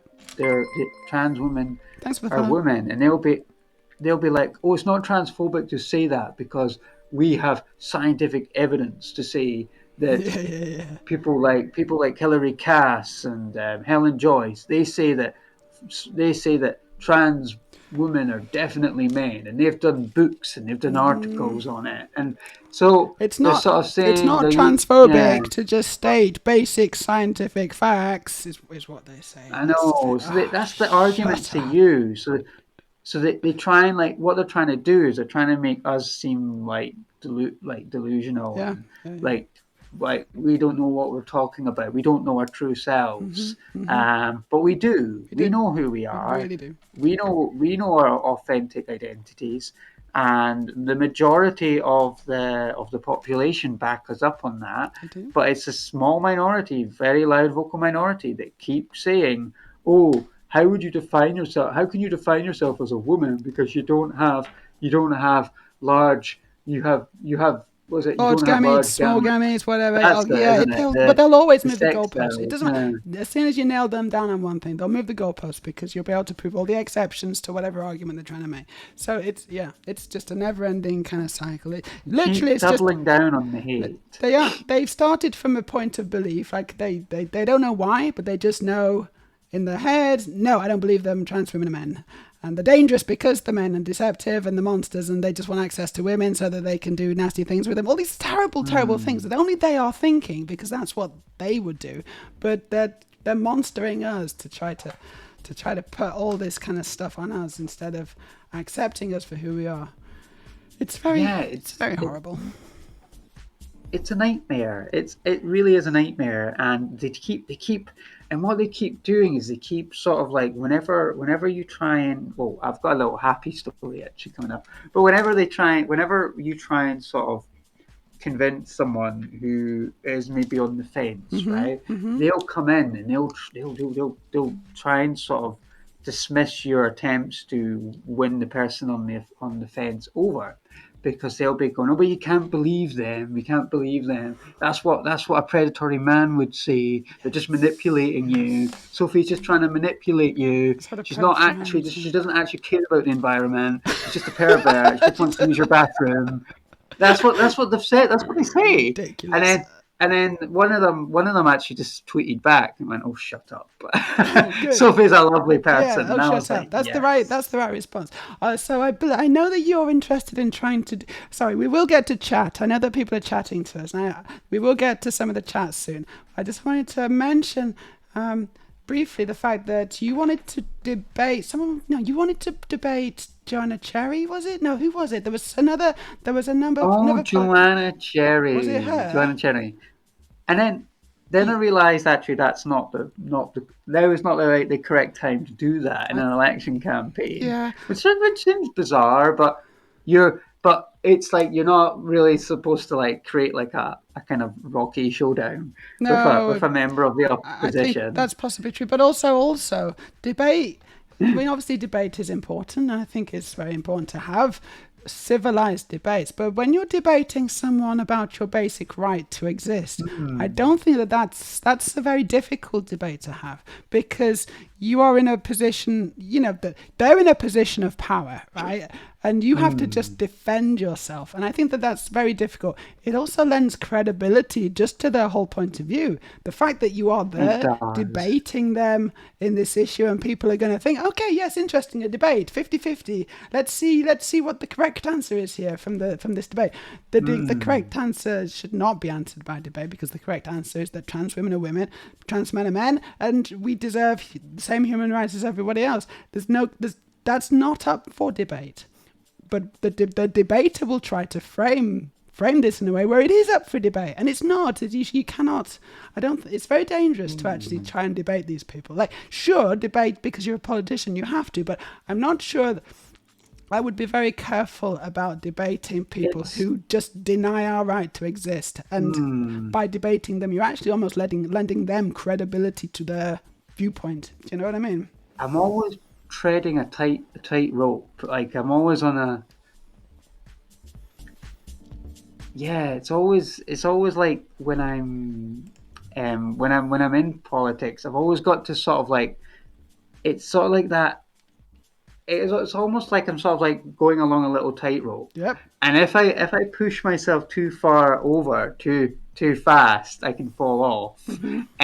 So if I'm too hungry to debate like a transphobe, you're right. Then it can just give them too much of a It's like platform or never leverage. debate a Nazi, right? Never debate a Nazi. That's a terrible idea, because their viewpoint is is horrible and deranged, and you by debating them, you're lending credence to the, you're giving them credibility, whereas they should have none. They should just be completely excluded from any kind of debate. Absolutely, because their views are so toxic. They're so caustic. Yeah. So damaging. It's Extremely damaging to us. So a tolerant society, it's the tolerance paradox, isn't it? If you to live in a tolerant society, we cannot tolerate intolerance. Do you know that one? That's such a lovely It's quote. a good one, isn't it? That it's I really like that one. I think it's very, very true. It's a bit of a paradox, It's but very not really. powerful as well. Yeah. It's yeah, so it's like I am gonna have to like I will during this campaign or in future I will come face to face with the gender critical, You will. and there will be times where I might not be able to back out from the Sure. questions. For Sure. example, if I'm at a hustings or if I'm on a question time type show, Mhm. Mhm. for example, and but when I'm in those situations, this is what my lovely partner Tabby says. In those situations, you try to no sell, as she says. So you don't play into their sort of game Yes. of Yes. trying to ridicule your Yes. existence. You try and keep yourself Reject above their that. framing. Reject their framing. Say, Yeah, I reject the framing of your entire premise. You know, it's like do this. Try always, always change the conversation so that it's a conversation that you want to have rather than what they want to have. that empowers us. Like in those situations, I would sell what's amazing about us. We are amazing, and but it's like it's almost like it's good to sell on the positives. But, ooh, lovely. No, I put it upside down. As I I put it say, on the wrong way around. I just realised. I just and that's it. Just go on the pause. Stay positive. Stay focused on how great trans people are, and show people how great we are. Yes, And more trans representation is definitely needed definitely. in the media. We do And have to be better. We yes, have to be better than the people who are fighting against us. We have well, to be. we're always held on such I know. I to know. high esteem, and but that's the thing. We do have to rise above, We as you have to say. We rise have to. above it. It's so difficult, but I think that's the only way we can I get through know. this with We have to dignity. we have to really show the world that no, we won't be bullied into reacting. We're proud of who we are, and we won't accept being put down because we're real people, we're Yeah, human that's beings, we're right. loved, That's right. we're cared for, and we're good members, productive members of society. We're human beings. We're Yes. like Yes. everyone. Yes. We're great, and we should be just accepted as that, Totally. as the people we are. And yeah, it's just got to rise above. Keep pushing the pro trans narrative, as they say, to drown out the hatred, to Sounds drown good. out That the sounds like a good plan. toxicity of the gender critical. Sounds really Yeah. good to me. Shall we catch up with the chat? We've got a lot of people chatting to us, and we have ignored them for Oh, most of the time. bye Lily, bye Sorry, everybody, Tabby. but we'll just briefly touch on you. The real Siobhan is here, first time chat. Hello, real Siobhan. Was too busy to log on earlier, but definitely super proud of Sophie and everything she's doing. Do you know real Siobhan? She's Oh, it's super my proud of you. partner. It's Oh, my other cool. partner, Okay, Siobhan, brilliant, 'cause I'm fantastic. You polyamorous. polyamorous. Yeah. That's great. Um, Yeah. yeah, It's another part Tess. about me, So another fact about me.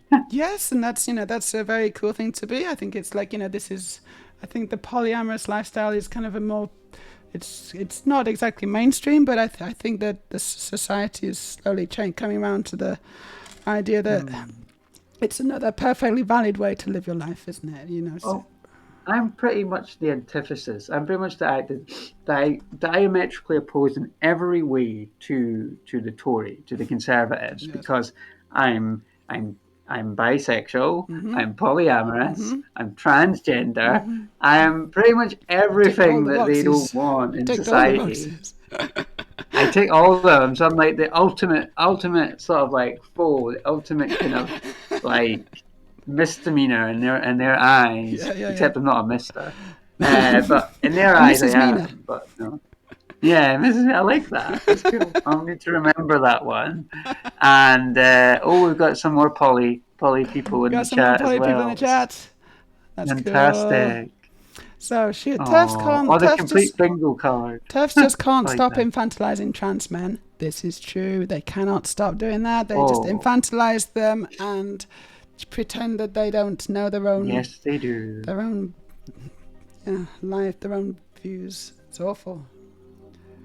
It's awful what they do, isn't it? It's awful. It's like they just twist the narrative. They try and belittle us in every way they can. They The try and cruelty put is the down. point. And the cruelty is the point, isn't Yeah, it? It's like it's all it's not an cruelty. accident. It's the cruelty is is they almost feel like they're trying to do in their own minds. They feel like they're trying to do us a favor by being so horrible and cruel and mean to us that we'll realize the error of our ways and go back into the closet, and the world will be a better place. Mm. It's so twisted what they do.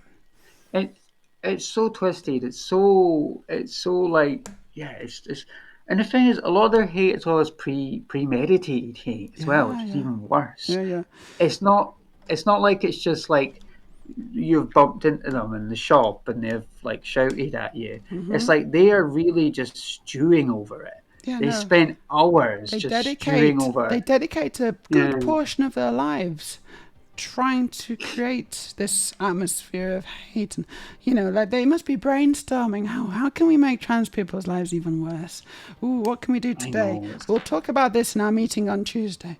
It's just mm, horrible. um yeah, they have meetings. They meet they do up, have these meetings. hate I've groups. seen I've seen like Glinner and things, and Artie Morty, and they have like Zoom meetings and things like that where they talk about, WhatsApp I chats don't and know, where they whatnot. talk Oh, about how can we be as oh, horrible as possible to trans people today.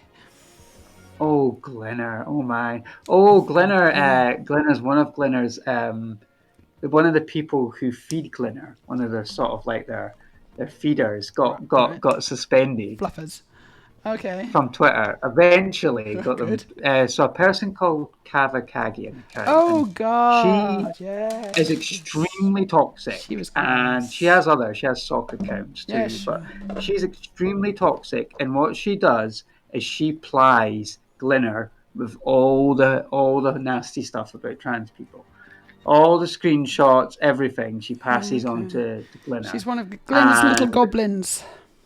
yeah, Glinner was really upset really angry when furious when she got suspended, Good. Good. and that Obviously. made me smile What did she get because suspended Glenna for? saw. That it's not easy to get Yeah, suspended on Twitter anymore. I can't even imagine what it could no, have no, been. it takes so much. It Yeah. takes so much constant reporting. Like, yeah, in the bigger accounts are even harder to suspend because you've got to really just get everyone to just keep on like almost spam reporting Yeah, them they just don't get so. and Even then, I think some of them have just got protection on, so yeah. that it wouldn't matter how many reports J.K. Rowling's tweets would get. She will It's not get crazy. suspended You because dig there's a around so protection big, on it. yeah. I finished my Lego. Do you want to see? Oh yes, Every please. It looks time. It does. Sorry. that car Go on. looks It amazing. does not. It's not the end of our stream necessarily because I've got another little thing I can build. But this is the car finished. It's a lovely, lovely McLaren Formula One car. Speed It's so champions. Yeah. detailed. It's a lot of detail, a lot of stickers actually. I've been stickering away, and I don't really enjoy stickers, but I think I've done a half decent job. Oh, So that is so thank good. you. It's really I love the nice. wheels. The wheels are great, I aren't they? love it. They've got these I know. printed bits on, It really just like the pops as original. well. It's lovely colours, Oh. really nice shaping, some interesting. I mean, I wouldn't say that the techniques are particularly. There's nothing that blew me away technique wise, but it was a solid build. Mm. Um, I think basically there was no new techniques. I've seen all these techniques before, but it was a solid build. There were some nice new pieces. I would give this 4 stars out of 5. It's my Lego Wow. I'm rating system. impressed with your building. Thank you. Yeah, You I got just knocked this together. I've you been got building the real good Ecto 1 skills. recently. This is this one here. This is the Ecto 1 from Ghostbusters. That's a really big one. Oh, Ghostbusters! I need to see the new movie.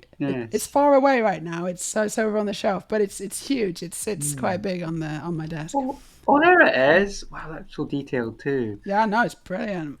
So I might just open another little bag actually, so we can because I'm enjoying talking to you. Do you know how much time you've got? I don't want to keep you if you've got business or a nice Sunday Oh, lunch or something. I But can chat for a bit more. cool. Yeah. I will need to go and get some like just like a bit of a nap at some point because I'm doing a what do you call it later a Twitter space later Oh, you're in a with Twitter space. Cool. Yeah, with Frida's doing a Twitter space later, Frida. and so yeah, watch out for that. And we'll Nice be one. chatting about other, well, kind of the same things, but different things, and putting another spin on You things. just got to get Yeah, your but message out. You just got to be, be publicizing yourself. I think is the way to go, isn't it? oh yeah, Just I'm make doing an people aware of the fact that you are, you're a really good option for the. Sorry, what oh district is it again that you're gonna try and represent?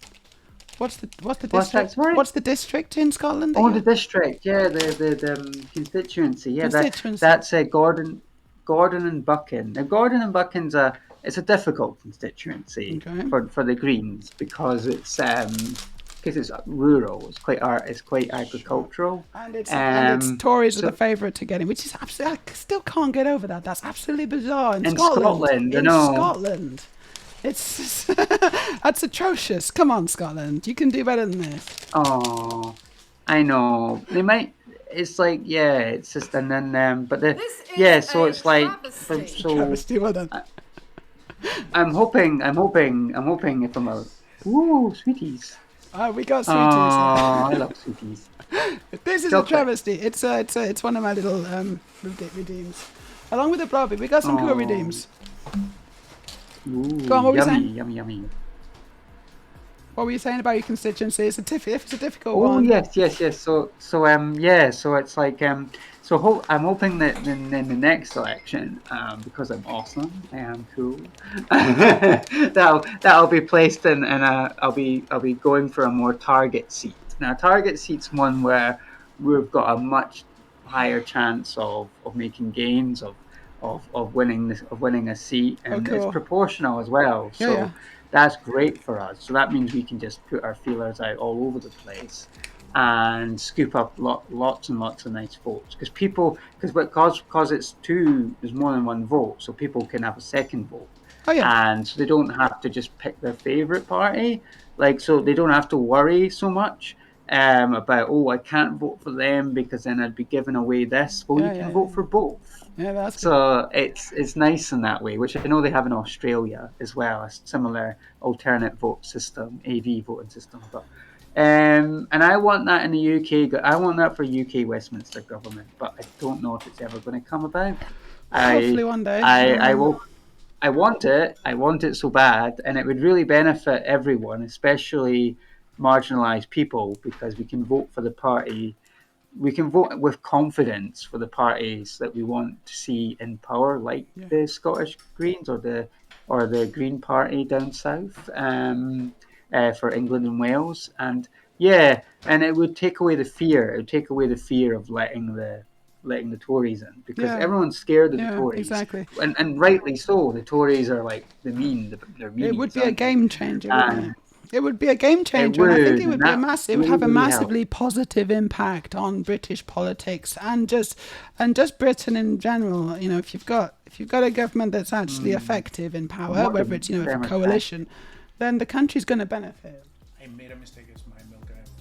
Oh, the tenfold it would benefit. You would Absolutely. see so many more independents, so many more Green MPs, so many more just of everything. Because And it doesn't have to be this way. So many people kind of, when something's been done for such a long time in one way, people think, well, this is just the way it is. This is just the way things work, and it's always been like this. And it doesn't have to be. We get we stuck have in. the power to change it Yeah, and make it better. Nothing's we forever, do. and everything's People transient. power, yep, is what I believe in. I wanted And to ask you a question about so going into politics now, and I guess you're still fairly early on and you're maybe fresh and naive. Do you worry that being in politics is going to change you? Do you worry that you're going to become a cynical old woman? oh, that won't happen. Well, I'm already on a trajectory to be a cat lady. Well, I'm pretty Okay. much a cat lady Okay. already. No, But but you know what I a mean? cat Because lady who because do you not worry that just being in these political spaces and being around what potentially could be quite kind of kind of difficult situations where there's no right answer, where you have to kind of sell your Makes you soul a little bit, all cynical. these kinds of things. Do you worry that that's going to be that you're going to It's struggle with that? it's always present of mind. I've always got it in the back of my mind. And but the thing is though, it's like I've I've had a really intense life and I've been through so much. And I've seen the horrors in society. I've seen the best of society and I've Hmm. seen like the most like toxic parts of society. Yes. And it's just it's one of those things that I've got to be mindful of as well. And the good thing is the people around me, my partners, and that Yes. they would call me out really Good. quickly. They keep you grounded. Um, they'd be like, yeah, they keep me grounded. They're like, sit down, Sophie, sit down. And but yeah, there's always a danger in this field and of politics is that it's not the nastiness of it Yes. can sometimes like Consume can you. sometimes curb your enthusiasm, can curb your can make you more cynical and more nihilistic. Mm. And but the thing is, I've been through so much in my life, and I'm still a happy, cheery person. Which is great. And despite all the hate I've been through, despite all the hardship I've seen, despite my homelessness, despite all that, I'm still proud to be me, and Mm. I'm just so I just I want to be I want to show people that you don't have to turn nasty Yeah. because my mum went through even more than I did, and she's one of the nicest people That's around, so good. and just it's just like well, she was extremely fearful Mm. of me being trans Mm. and whatnot, but yeah, and other parts of my family are just openly transphobic, Oh but shit! I'm it sorry. was yeah, it's just like I've got a found family now. Yeah. I've got a purpose. I've got a drive, and I want to just keep going. I enjoy it. I really like it. That's great. Like I didn't think I would enjoy it so much, but I do. I That's really like good. talking. It's important. You've Yeah, got to enjoy it. Otherwise, why are you doing it? about issues. And and obviously you're kind of. I think it must be feel good because I think you're quite an inspirational person actually. Just because of your positivity Oh, from what you've gone through likewise. in the past, and I think that people, be inspired by that as much as anything. From I'm a bit of a hardships Rocky and Balboa, haven't I? I'm like a female yeah, Rocky or something, like a little bit. coming up from the streets or something. I don't It's know. really good to see. It's exactly what the trans community needs, honestly. We need more Yeah, I'm just representation. like We need more fighting my way people through all fighting this. for us in politics. And we need, Oh, we just need more of it because, eventually we'll actually start to, get a better say in how our lives are governed well, because most of the time we I are, hope people will follow me. I hope they will yeah, I really hope follow so. my footsteps, do what I do. Let's catch up with chat a little bit. Baseline B from a little while ago says Greens across the world have had lots of TERFs in our midst. Mixed bag in Australia. English Greens and German Greens have had their issues too, particularly among Greens who are more centrist, less left wing. Actually, touching on Hmm. that, I did notice that the Green Party ejected a bunch of members recently who were basically in breach of the Hmm. terms of service of being a Green Party member. You can't be a transphobe, right? It just goes against the whole kind of ethos of what the party should stand for. And they were being openly transphobic, and so they were just ejected. And I think that that's Oh, fantastic. I was really proud of the Scottish Greens for doing that. I Yeah, was so proud and it was I brilliant was so happy about it. because most of the time what happens is and we've seen this in Labour, I think, is that they Hmm. just get they just get kind of ignored and kind of just pushed under the table a little bit, pushed under the carpet a little bit. It's like they're Hmm. still there, rotting away, rotting the party from the inside, but they don't make any actual effort to clean house and to It's a good statement of zero tolerance, isn't it, yes, from the yes, Scottish Greens, and it makes yes, me feel much safer because good. I don't know people who have followed me on Twitter, and I did get into a little bit of a spat, a Oh, little bit of a flame war with with one of the members who got got expelled, okay. and yeah, the reason for that Were is you, were you going like nah well, nah nah nah nah? They didn't like that. Well, it's not so much. It's like the fact that they just refused to acknowledge I'm a woman. Right, And I'm right, like, right, yeah. it's like they were in the party with me, but they refused to acknowledge me being a woman. That's why you've been And expelled. yeah, and I should have been more. I don't know. I should have been more gracious, and I shouldn't have.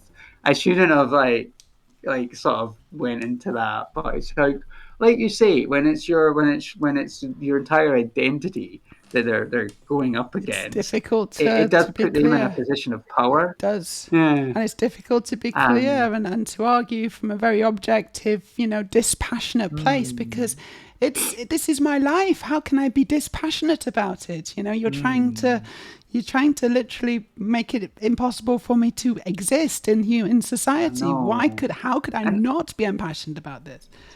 I know, and it's like I obviously need to sort of like kind of like you were saying earlier, rise above that kind of schoolyard stuff because that You feeds the do, troll, but that it's not feeds the easy. You jealous. do, but it's not easy. I can understand that it's a very It's like we difficult thing all to we do. all slip and we all have these moments and where we where but I'm becoming tougher. I'm becoming stronger.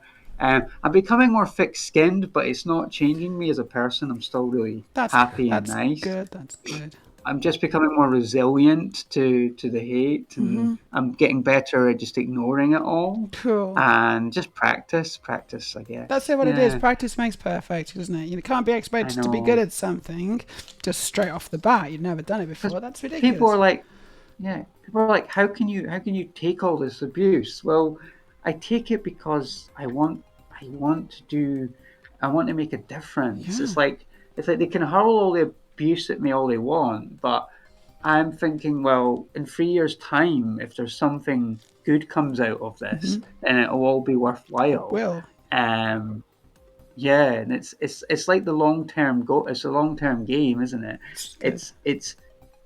It's trying to say, well, if I can get through this, then things could be better on the other side. I Yeah. just got to keep being resilient and keep digging my hole, not digging myself in a hole, digging my feet in, Keep your and keep your eye on the tr- prize, and the that's the prize one. can Trying to get be my, powerful. just trying to I get think there's a bit of through echo and coming get through. my. Actually, can you? I can hear myself. Sorry, I've only just noticed this, but I can hear myself on yours a little Hmm. bit. I don't know if you've got headphones. We should have thought about this. It's no, it's there's no echo over Oh, okay. here. I just heard myself a Maybe. little bit, so just make sure that I'm not turned too high up on your device. You'll be fine. It should be fine. Oh, I hear your lovely voice though. Your voice is Well, you can hear lovely. my lovely voice, but just And hear it a little bit lower. oops, let's see if I can make myself a little bit quieter on here. Oh, Oh, that was too quiet. There you yeah, go. yeah. You're back. Is that better? Yeah, cool. Also, I realized that when I was getting more passionate as well, my energy goes up, my Yeah. voice goes up. Mine So I'm too. probably Mine like too. So you're fine. You're probably fine. But keeping it's that only as well. when I talk loudly and it comes back through yours. That's what it is. You can talk as loud as you like. It should be fine. Oh, lovely, Yeah. lovely. Well, I do like to talk. Good. Yeah, I know. I Yes. love it. Once I start, I just can't stop. I'm like, it's like eating Pringles or something. Let's Yeah, carry on with the I don't chat. See know. what else other people are saying. The Ville Yeah. Chavant says Greens in Canada are traditionally conservatives with bikes. Oh, she's Okay. telling me that. That's not that doesn't sound great. It's like their only concession is they ride bikes or whatever, but they're basically just conservative. Environmental, but they're also going to take away your Yeah, rights. exactly. Yeah. So Nakoma Tabby says Scottish Greens at least stand against transphobia. They do. Yeah, we just touched on that recently. That was really good to Woo, see thank that you, actually. Tabby. The real Siobhan, there isn't a Yes. turf out there that isn't also a misogynist, racist, and every other type of bigot. It's absolutely. It's Go it's hand in hand. comorbidity, isn't it? Comorbidities. They'll try and deny it, but actually, what they tend to be is they kind of tend to be the kind of person who will levitate towards those isms and those misogyny and racism and things. But they're not. It's really not socially acceptable to be any of those. Not anymore. I would certainly hope. but they see trans people and they're like, aha, this is a target that's it's like allowed. I'm allowed to be horrible to trans people, so I'm gonna, it's so great. I can get all these nastiness out, all this anger and nastiness that I have, that I feel inside myself. I can direct it all at trans people. Yeah, I often say we're a bit like, I know this is maybe a bit of a clumsy analogy, but we are a bit like, when you get people who go to like a sporting match and then they vent out all their sort of emotion and frustration at the players on the pitch. We're sort of like that to them in real life. Yeah. But the thing is, it's just not a game to us. This is our lives. Yeah. But it's that, yeah, you're right. They sort of see us as this sort of almost like Acceptable conduit for target. the It's an rage. acceptable target. I mean, obviously, it's not really. It's not an acceptable target at all. But society No. doesn't punish them in the way that it really should be doing. Like as if they've gone after, if they were being homophobic or racist or whatever. I think society does tend to punish them a little bit more nowadays, which is good. I wish the same could be said for transphobia. I'd like us to get there, though, eventually. One day soon. Oh, one day we will overcome. We shall overcome. We will definitely overcome. And in the words of Pete Seeger, we shall overcome. But yeah, it's I'm we just will making a break little through. car We will now. break. I'm just making this little Yeah. tiny What's car. that? Sorry. It's basically the same car, but it's tiny. It's a tiny version. Oh, Yeah, it's so cute. it's really cute. It's so adorable. It's just a little poly bag that they sent me as well. So So adorable. I'm gonna build this little one. It looks really nice. So I like cute. I like the cuteness of it. yeah, sometimes the smaller builds can actually be more fun or more like have a better character than some of the larger builds. Like I've got a small Millennium Falcon, which is really nice, and I've also got the big one. That's so cool. It's super good. Do you want to see it? I'll go and get it. Hold on a second. Yes, please. I'm was a big still am a Star Wars fan. Oh, yeah. So yeah, thanks everyone. I'm excited. I'm excited for the selection. I really am. Oh, that is so cool. It's great, That isn't is it? so It's really cool. great. It's look at the detail again. It's Look at this. fantastic. It's really It's good. brilliant. It's a really good build, that. And it's kind of cute. It's not big. It's it's not much bigger than my hand. So much detail packed It's into cute. it. But then there's like this huge I one like you the can sort of get. soft aesthetic. Yeah. And this it looks great from the back as well. Oh, that's so nice. It's a wonderful piece of Lego. It's one of my favorite ones recently. But Oh, yeah, sometimes I'm things sure are that better. one rates highly. It looks really cool. It's just like, it's so pleasing to look at. I like It is. that. It is. I- So I recently Was it moved down from the north of, or more north of of Norway. I recently moved to Oslo, pretty much 2 months ago now. I left my wife and children and came down and tried to start a new life here with a friend who's trans as well, Aurelia. It's We're starting a new life together. It's been a bit of a bumpy road, obviously, as you can imagine. It's been difficult emotionally, and it's been a big. very much so. It's been it's an ongoing process that I'm still struggling with. It's not easy. Every day it's difficult, but Takes a long time. yeah, I've left my most of my Lego in the north, basically, because I've got a huge amount of Lego. I've got a huge collection of Lego. Obviously, it pales into comparison with what else I've left in the north, but I do sort of miss my Lego as well as I everything else. know. It's the little things, isn't it? It's stuff like that can really. It's like really get the thorn in your side at times. Yeah. But I'm hoping yeah, that it's this good Lego. is a massive change for me. I'm hoping that eventually it's going to be a positive change, and that I'm going to be able to,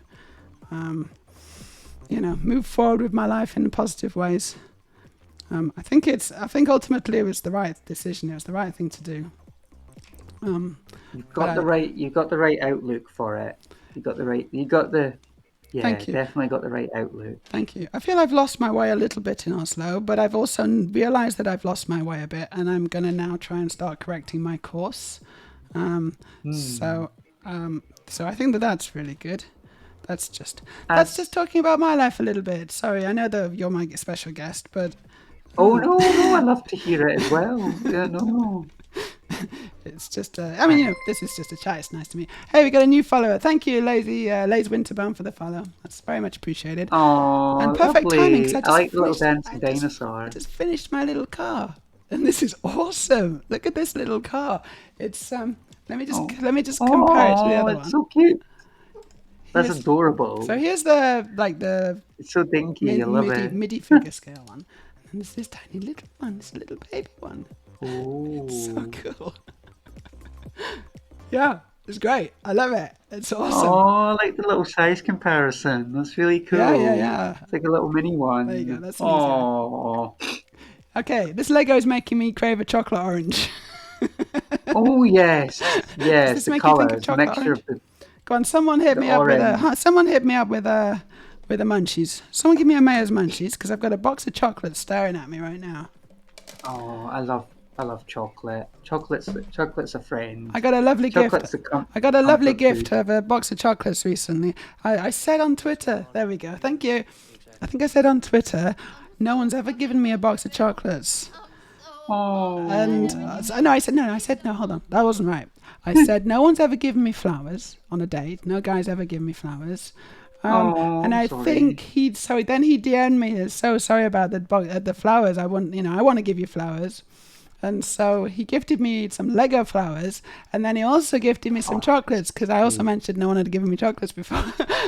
So these are my chocolates that I've got. Thank you so much from Oh, this they for look this so gift. lovely. I love the Question wee box. question is So cute. which one should I have? I Oh, now think there's a hard it is choice. a hard choice. Yes. These are the big questions that I like Mm. to ask on this stream. Which chocolate shall I have? There we go. It's this one. I don't. I usually go for like the sort of the orangey ones or the caramel sort of ones. All the caramels are gone. Sometimes hazelnut Yeah, too.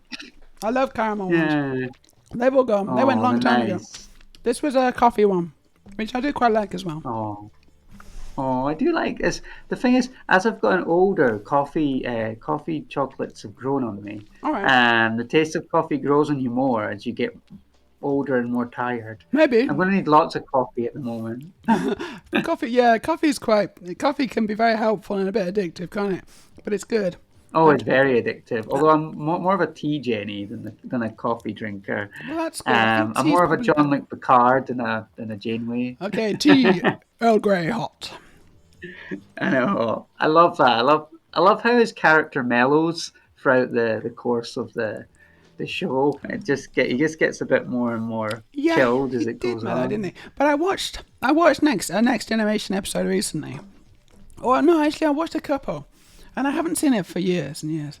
And I don't know, it didn't hold up for me. It didn't it wasn't the same. I saw it and I was like, oh gosh, this looks really bad. It looks like the set's made of Oh, cardboard, and like the acting is stiff and weird, and just the presentation, the cuts, and it's the story's really kind of just like these beats are weird. What's going on? It's just it's such a kind of a different way of making it's television.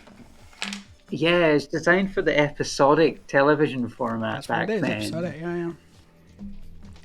And it's weird watching those kind of shows now compared to the sort of the Netflix streaming style of Exactly. shows, and how how sort of different they are. Like they have more like long story arcs now, which they didn't have back then. Exactly. You might have got the odd two-parter or three-parter, but yeah, now everything's very sort of designed for streaming and designed for binge watching. It is. What's your And favorite show? so, What are you watching at the moment, or anything at all, or do you have apart time? Oh yes, apart from Star Trek. Yeah. Gosh, I love Star Is there a Trek. new? Sorry, There's a I've new. still not got through. Is there a new Discovery? I think there's a new Discovery out. Yeah, I've not finished season 5 yet. Okay. I've just about to start. Just got to the end of season 4.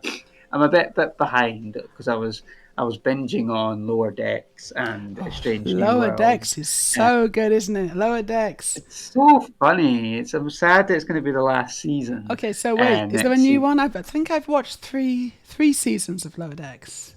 Oh, there's a fourth one Is there a too. There's fourth like, now? Oh, I don't think I've seen that one. yeah, and I think the last one's going to be the fifth one, which I'm Okay. not sure when it's out yet, but I'm excited. Did you watch the episode where no, it was a Strange New Worlds episode where the Lower Decks characters came into That the was real life. really clever. Did you watch that one? I see. I'd never watched any of the Yeah. Lower Deck stuff, and so Ah, when these it's a characters were good introduced, I intro. was like, oh, okay, what's going on here? I don't really know who these people are.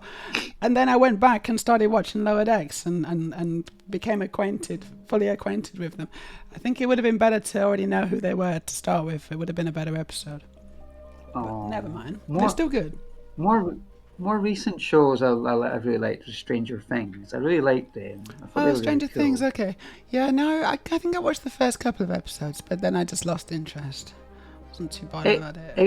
it changes. It starts off as quite sort of quite slow paced, quite more of a horror, and then it becomes more of a sort of a coming of age kind of sort of sci-fi teen drama type Yeah, of thing course. later Because on. they were all kind of kids at the time, and I'm assuming that they've grown up now to the point where they can't play kids anymore. They must be young Oh adults. yeah, I think they've maybe got one more season in it Oh, too. I okay. think. That's Yeah, it's kind of running its course. But yeah, I did enjoy it, and but yeah, I love the cinema. Cinema's my thing. I really like cinema. the Yeah. What cinema. was the last good film you watched at the cinema? Oh, the last one. What was it? The last film I seen was an old film. It was 28 days later. Oh, That yeah. was That's that's great, isn't it? such a classic horror film. That's a I good was one. so happy to see it in the cinema. So you went. Oh, so it Yeah, was showing at the cinema again. It was shown yeah. locally. And the cinema was I packed, bet. and everyone was silent. And you know, this if you've seen it, there's a big opening scene where it's really quiet. Yeah, I they won't filmed spoil very it early on, if early in the not if you've morning seen in it. London, right? So they were filming very early in the morning, and they did it in like lots of passes so that they could edit out any cars that kind of came through. I think. So clever, Yeah, it's pretty cool. and I do like Danny Boyle as a director, and Garland. Is it Garland, the one that did Civil War? Civil War. Oh my Oh, have you seen gosh. that? Is that any good? Civil War is really traumatic. Yeah, I bet. It's very gritty, and it's sort of Bit on the it. nose, is it? Is it a bit on the nose? It's like, oh wow, this could happen. It's very much like it's very much designed to shock. It's kind of sort of in the same vein as like Apocalypse Now, Deer Hunter, Full Metal Jacket, Platoon, 1917. It's very much those sort of like very Oh, okay. very sort of like we're going to shock you with as much violence and horror and just dystopian brutality as we can Okay, so within you like would 2 hours, classify and it as a war movie then? So it's a war movie, it's just a like sort of like those. this. Yeah, it's a sort of like futuristic war, sort of dystopia. It's like a what if type film. It's like a what if society Because democracy I was was allowed thinking to it was a disaster movie. I crumble. was thinking it was more like a disaster movie. Well, it has that feel to it too, and it's also like a journey as well because they're doing a road trip across America, Oh, okay. and the characters kind of sort of have this sort of introspection, and they sort of discover things about themselves as they go, and they sort of learn things, and Okay. and it's sort of like a it's quite a layer. It's got sort of Cool. layers to it, Yeah, I and wouldn't mind watching it actually. it's a, Aurelia, you want to watch it too, so maybe we should go watch that, Aurelia. Maybe we should go for a little trip to the it's cinema at some good. point soon. It's good. It's harrowing. I mean, it's not a film to watch if you're wanting a light-hearted afternoon. It's very dark. It's very grim. Yeah, It's sure, but I also is it liked not it. escapist anyway? Because unless you're really kind of like Ooh, is there something yeah. that you can? Because it's escapist because watching other people suffer and it has no relation to your own suffering. Is that not maybe Hmm. kind of therapeutic in a way? I don't know. No, normally yes. I'd say with more of a sort of slasher movie like Halloween, it's more cathartic Yeah, I love because those it's kind of more films, horror films, and people being scared yeah, and people getting it's more kind of killed horribly. fictional horror where this is more like gritty. This would actually happen, or this Yeah. is what it's like. It's very similar to what's kind of going on in America, and in other parts of the world right now. So it feels very close to home. Yeah, it's It a feels bit too very. close to the It bone. makes you. It's like too soon. Yeah, it It's too makes you soon because connect this with is it too almost well. happening. Yeah. Yeah, it's sort of like. Let's see what else is happening in the chat. Baseline Beat says, I'm in a socially conservative multicultural electorate that is very safe Labour. Majority voted against marriage equality, and now losing their minds on drag story time. Fuck's sake. Oh my. I'm planning on moving to a rural area that votes conservative, but is more socially liberal. Go figure. That's not usually the way it works. If you're in a you're in a more urban place, but it's very socially conservative. That can't be easy, especially if you're gender non-conforming or non-binary or trans person. On the LGBTQ rainbow.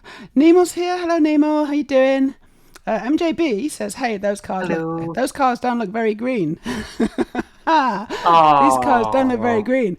Well, I don't know. Have we got 1,000 in the chat? Because Aisling would be able to tell us probably exactly how much emissions these cars make, but I can only assume that they are probably not very green. Well, the modern ones are better than the older ones. They are, and I think that is something that they take into account, isn't it? They actually do take into account emissions on Formula One cars now. Don't worry, I'm not gonna get upset by it. Don't worry. The thing is, this isn't a real car. It's actually a Lego. I know. But then that brings up actually the whole question of whether Lego's green, because Lego's one of the biggest, if not the biggest, toy manufacturer in the world, and it uses a lot of plastic. There has been a push for Lego to try to greenify itself as much as possible as far as the product goes. Well, that's good. But they've sort of not You've done got me it. wanting to look into something now. They should do. They said they were definitely going to do it. They said they were going to start making Lego pieces out of kind of recycled materials and things, and not just use oil. But as far as I know, they only did a few. They only did a few pieces, which they've literally done like a few green foliage pieces, which have used recyclable stuff. Well, Pretty much everything here is not recyclable; it's all still plastic. And as far as I know, Lego have no plans to change that. The reason it's plastic is good because it does it's very difficult to mimic the feel and the grip of Lego from any other medium, and that's the thing that they're struggling with. If they could do it, it would make a huge difference, wouldn't it? But it's obviously not an easy problem. Yeah. But what they have done is they've started to change the packaging, because a lot of the packaging, so I just opened these bags and they were all plastic, but a lot of the packaging is starting to become paper now, which is obviously a lot better. Oh, that's impressive. So some things happening. I think just like with all these things, it's too slow and it's half-hearted, honestly, but it's at least a move in the right direction. Lego could do more. It's nice. There's a little bit of sounds like a little bit of virtue signaling going on there, but it's good. I mean, it's something. It is something. Yeah, I think you're right. I think that we're really green now. It's like, yeah, you've not really changed much at all. And there's a lot. We're going to enter Pride Month, the month of virtue signaling. Oh God, yeah.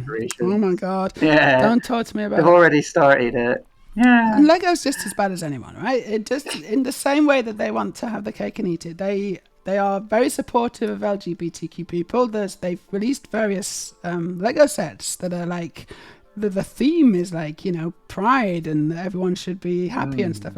Everyone is awesome.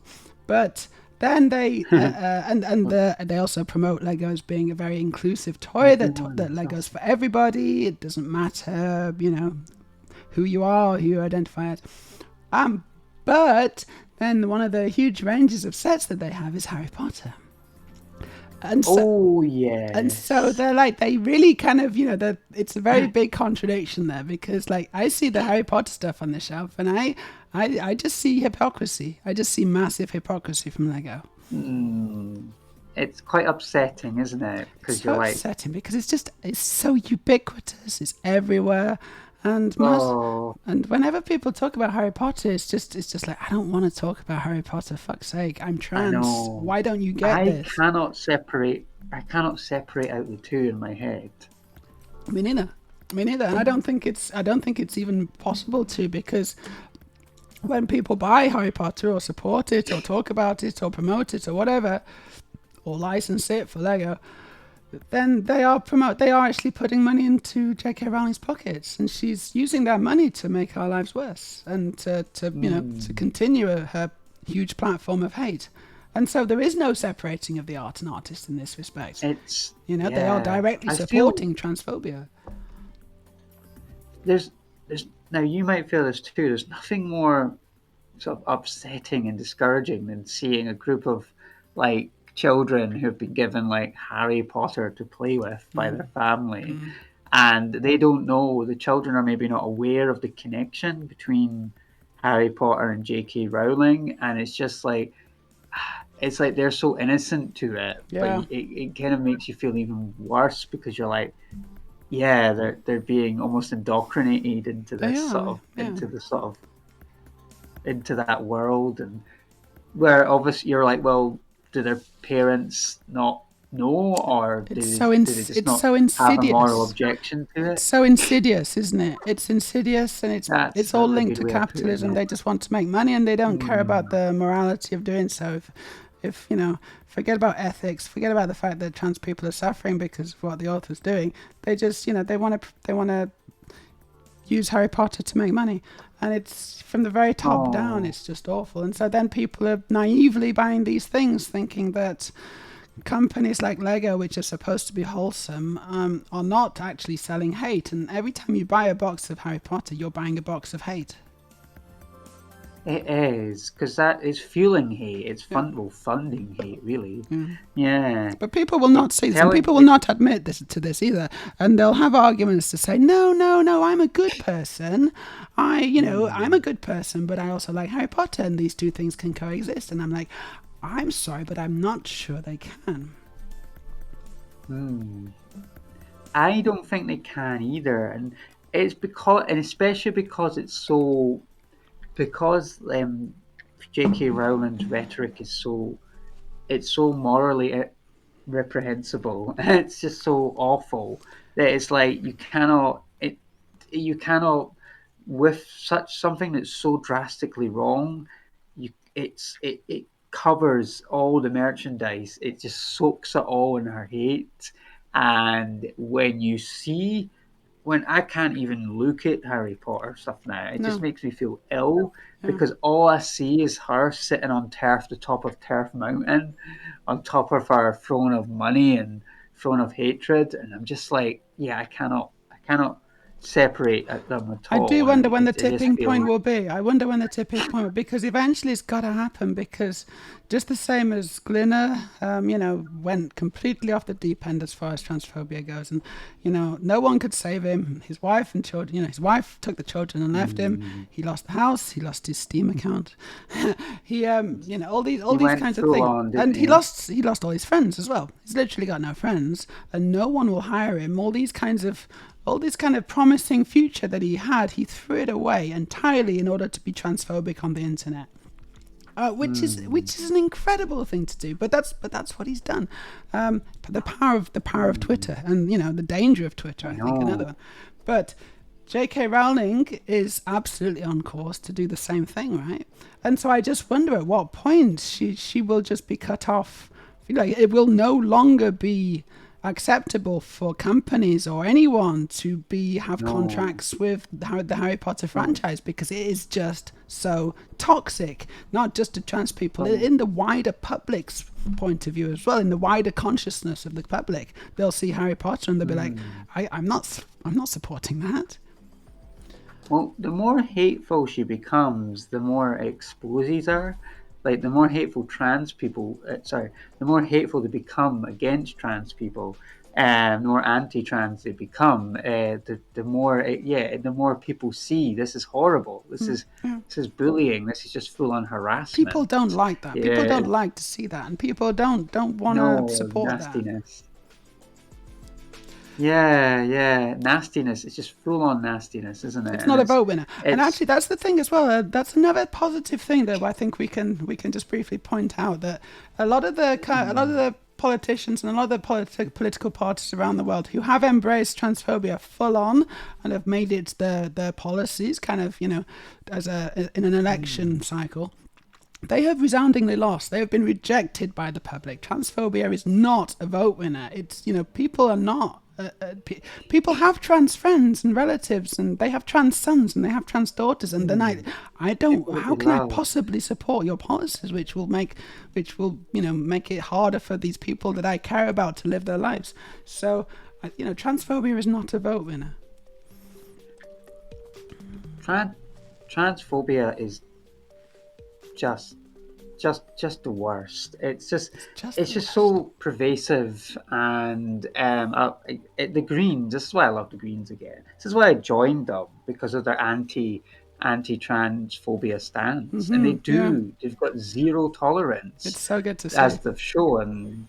And when I was getting vetted as a candidate, if they found anything remotely transphobic on my social media, imagine that, me, no. But if they found, they don't know me though, as well as other. I don't know. You could be internalized transphobia, Yeah, but there's none. I love trans people. I love us, and I will fight tooth and nail for us. But no, they were really checking, because they were like, no, if you're not standing, you're not allowed in the party. If we find transphobia, that's it, you're out. Good, yeah, and that's like, no, you don't get any second chances with transphobia. It's like, no, it's absolute zero tolerance. That's excellent. It's so good that they've got that stance. It's so good that they don't just have that Very stance, but they line, enforce it. They actually enforce it, and I love that. Oh, they do. They enforce it really, really hard, really strictly. So Errol says, I am, by the way, actually wondering if Lego can't cut the contract with Harry Potter. Both are massive powerhouses, and I wouldn't be surprised if the HP franchise might have a bit to say about that contract. Like, there's a tie-in period, they have a 10-year contract or something, and they can't cut it without incurring money. I mean, the thing is, you can always cut a contract. Any companies, you can always just cancel the contract, and there may be clauses in the contract which will incur a financial penalty or something like that.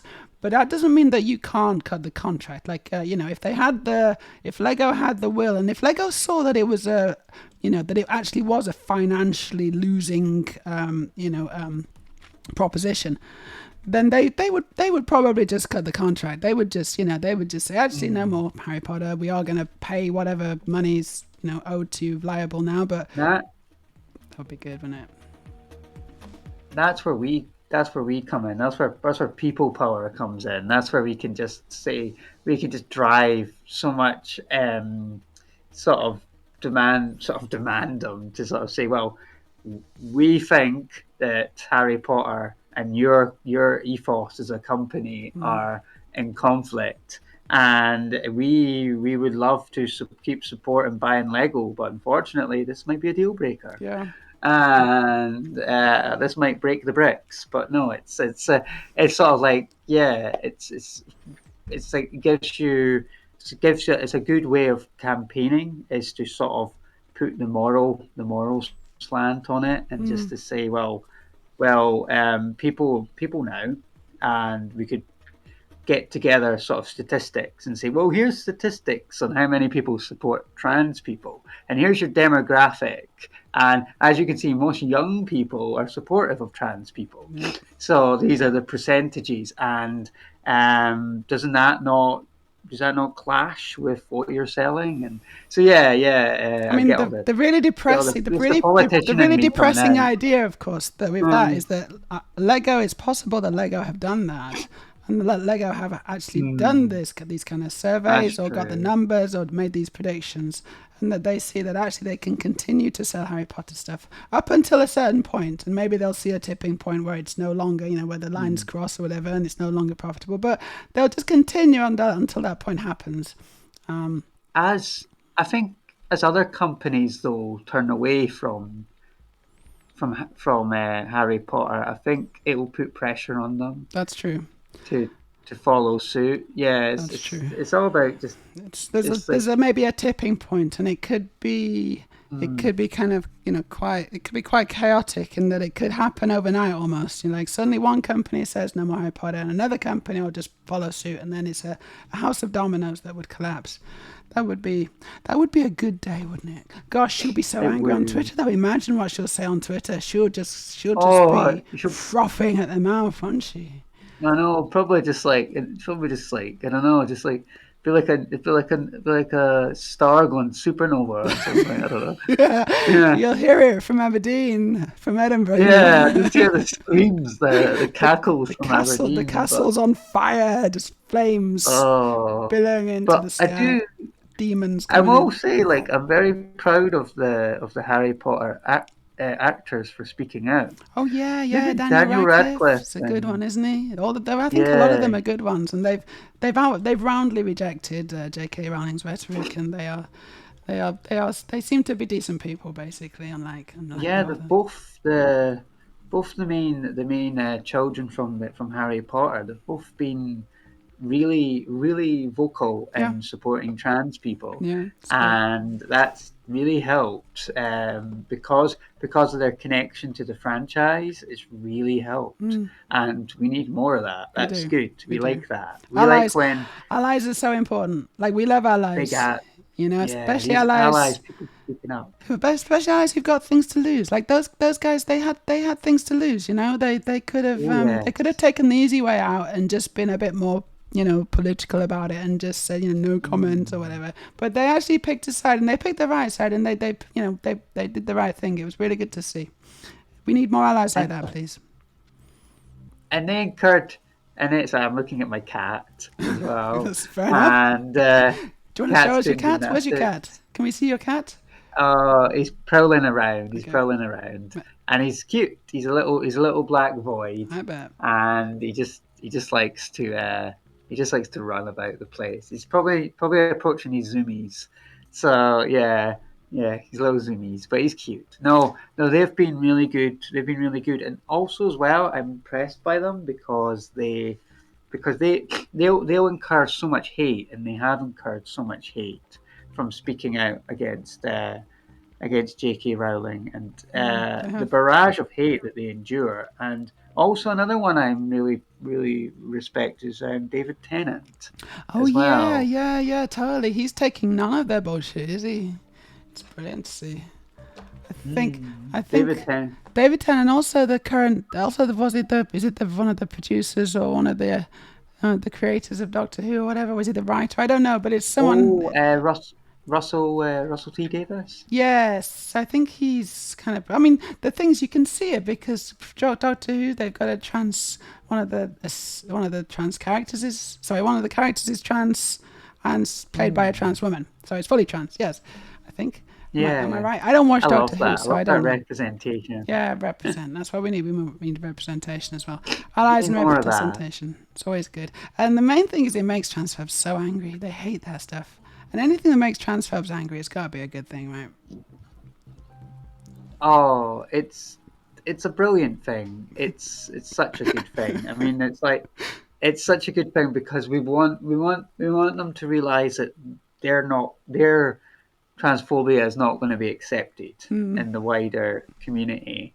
Because they like to feel that they can get away with it because nobody is speaking out, or not as many people as we want to speak out. So when we start getting people speaking out against it, challenging it, and putting trans people in sort of notable roles, then it makes them more uncomfortable. It makes their position it kind of smaller. It makes them less loud. It kind yeah, of puts a bit of a puts sort of like muffler on them. Like totally. it's just like muffles their Oh, yeah. noise. Can you just fill me up with Uh, water, please? I've got no water. I got no drinkies. I'm gonna dehydrate and turn into a prune if I carry on like this. I've actually got sunshine on me as well. It's a beautiful day here in Oslo, as usual. oh, it's still. I'm glad it's sunny where you are. It's still rainy here, but rain's good for the plants, the trees. Good. It's good. Errol says, and yes, of course you can always. I think I'm okay for coffee, thanks. And yes, of course you can always skip out, but they do make money hand over fist. they are bigots that way, and I'm sure there would be a penalty, but they could easily eat that. They could do so. Basically, someone higher up in Lego, they're making a decision based purely on money and not what's right. And it would be nice if they made the decision based on what's right and not just about money, because let's face it, Lego have got a lot of money. They could easily swallow this and not really feel it at all. Oh, they're huge. Lego huge are company. massive. To think about it in a business perspective, Al continues, the amount of people that are vehemently against Harry Potter is still fairly low, and mostly in the LGBT community, because we're the only ones who know about it, and they don't amass a huge amount of Lego buyers, I would gather. Yeah, we're just not as big in the. We're just not a powerful buying kind of block of people, unfortunately. I mean, we are important, and you should definitely pay attention to us. But at the end of the day, what the fuck is that doing in the chat, mods?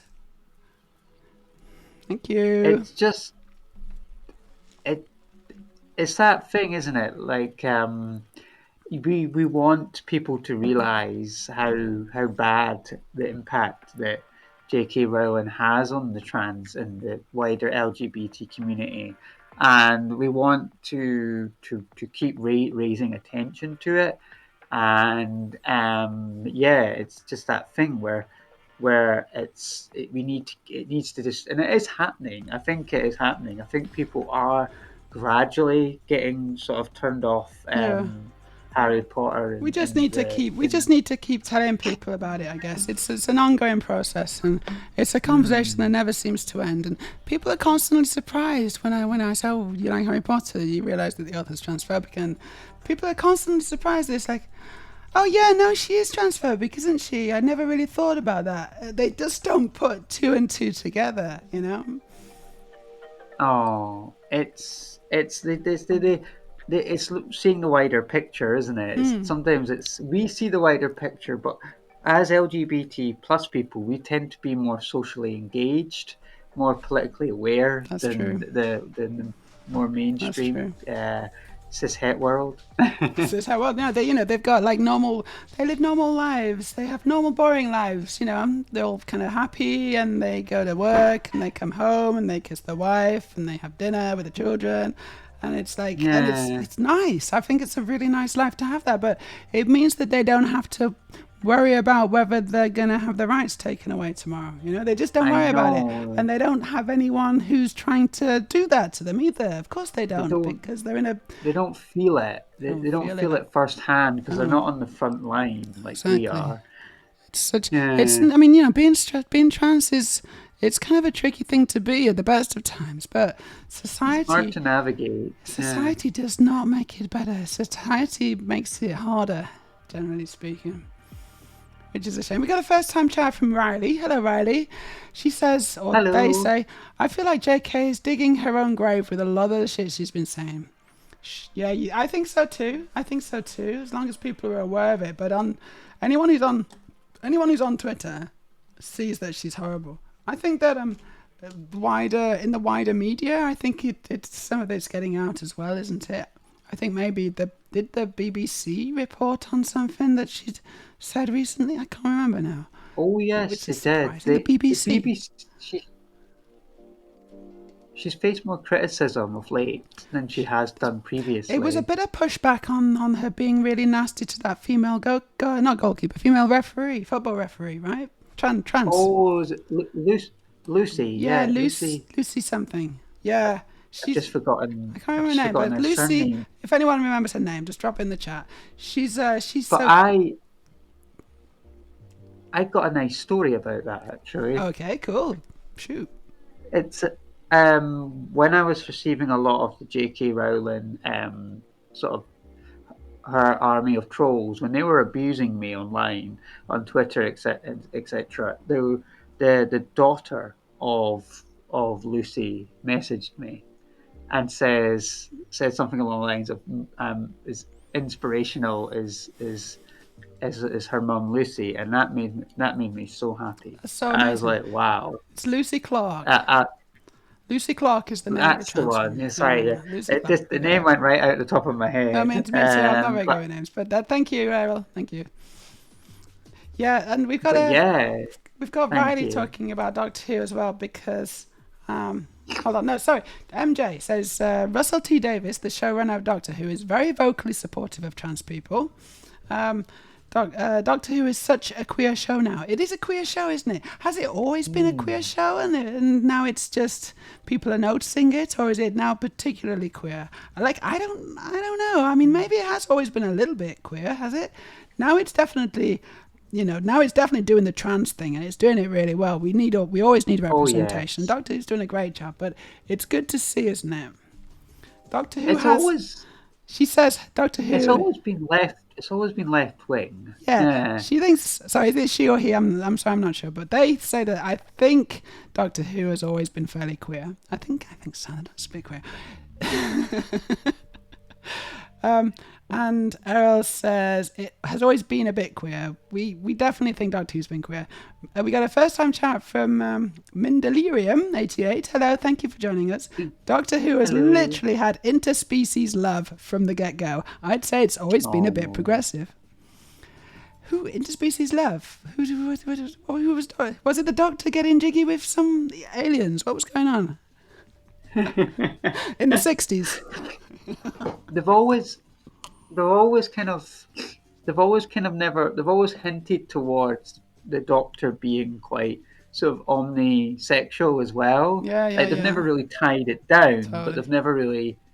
they've, they've never really sort of specified one way or the other, but they sometimes hint at But also, them being surely the Doctor is not straight. intrinsically trans as Yeah. well, because didn't the Doctor regenerate into a woman Doctor at one Oh, point? they regenerate so often, and yes, they did the. Oh yes, of course, the GC mob. They did not like Oh, I that bet they didn't when like that that. came about. You can't. Doctor Who can't be a woman. Doctor Who's a man. It's basic science, Time Lord science. Oh, it was just awful when that happened. There was so much resistance to it, Yeah, so much.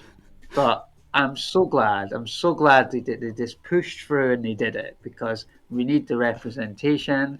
We need the female representation of the Doctor, and we need to show that it doesn't matter if someone changes their presentation from male to female. still the It same does not matter, person. and they can change it, and it can go either That's way. so It important, should isn't it? be. I think Yeah. that's a really important key issue that a lot of trans people. Thanks for the follow, okay, Gog. Thank you. Someone's been looking at my Twitter. So a lot of Oh. a key thing about being trans and a key idea behind transness is that we are not like there's a person here and underneath, and the person I am and the person a lot of trans women and trans men are. It doesn't really represent us. It's like we can we transition, we try and get our bodies as close as we possibly can to our ideal selves, and some of us manage it much better than others, and it really depends on when you start. Sooner the better. But ultimately, there's this person inside, and I do believe I'm a good person. I think I'm a beautiful person. I try to be kind. I try to be a positive. I try to be a good person, basically. But then people will see me walking down the street, and all that will go out the window, and they'll just judge me for how I look, and they'll see. Oh. I mean, in some cases, they'll see a monster. They'll be like, "What the fuck is that?" kind of thing. And I think that that's one thing that trans people. We have an understanding that it's not how people look on the outside, it's who you are on the inside and what kind of a person you are. And if you are a good person, you're a good person. And it doesn't necessarily matter about, the externalities. I think that that's a Yeah. really important thing, a really important perspective that trans people have, non-transphobic We trans see people. beyond the physical, and we see more into the sort of the meta realm, the non-physical realm. Yeah. We see the person. We see the person inside. We don't we're good at seeing beyond just the physical body, the sort of the bio prison. Yeah, yeah. The fleshy meat prison that we're in. Yeah, Slowly we see decaying. beyond that. we see the and more of the ethereal being that exists within I think that's the true, and I all. think there's something spiritual about that. And I don't really believe in God, or I don't really believe in these religions, and I think it's all a bit childish and stuff. But there is something spiritual about being trans and the trans experience, and understanding that the physical is separate from, who we really are. I think there's something Oh, important very there. Yeah, much. it's good. That You, that's why, yeah, that's why I I got I got the idea of transgender really easily because of that. Because it's like I don't see the person's body as who they are. It's like I see that as like they're the vehicle. I see the person, and it's unfortunately we don't really have the language to fully describe that at the moment in our period in humanity. But we are trying. We're trying to come up with new terminology to something to express it. work on, yeah. And what frustrates me is that when you get the gender critical who are so tied into this sort of outdated belief that you are just your physical parts, and you're not. We No, aren't our exactly. physical parts. It's like It's like they're just things. gender Yeah. criticals are the ones who are most concerned about whether trans people pass or not. Like it's like they use it to taunt us. It's like you don't pass, you don't pass. I can tell that you don't pass, and and all these kinds of things. And it's like So shallow, isn't it? I don't care. It's like this is your concern. Your concern is that I Mm. should pass and that you shouldn't be able to tell that I'm trans. My concern is to go to the shops to get milk because I want some coffee. Yeah. That we have completely different concerns here.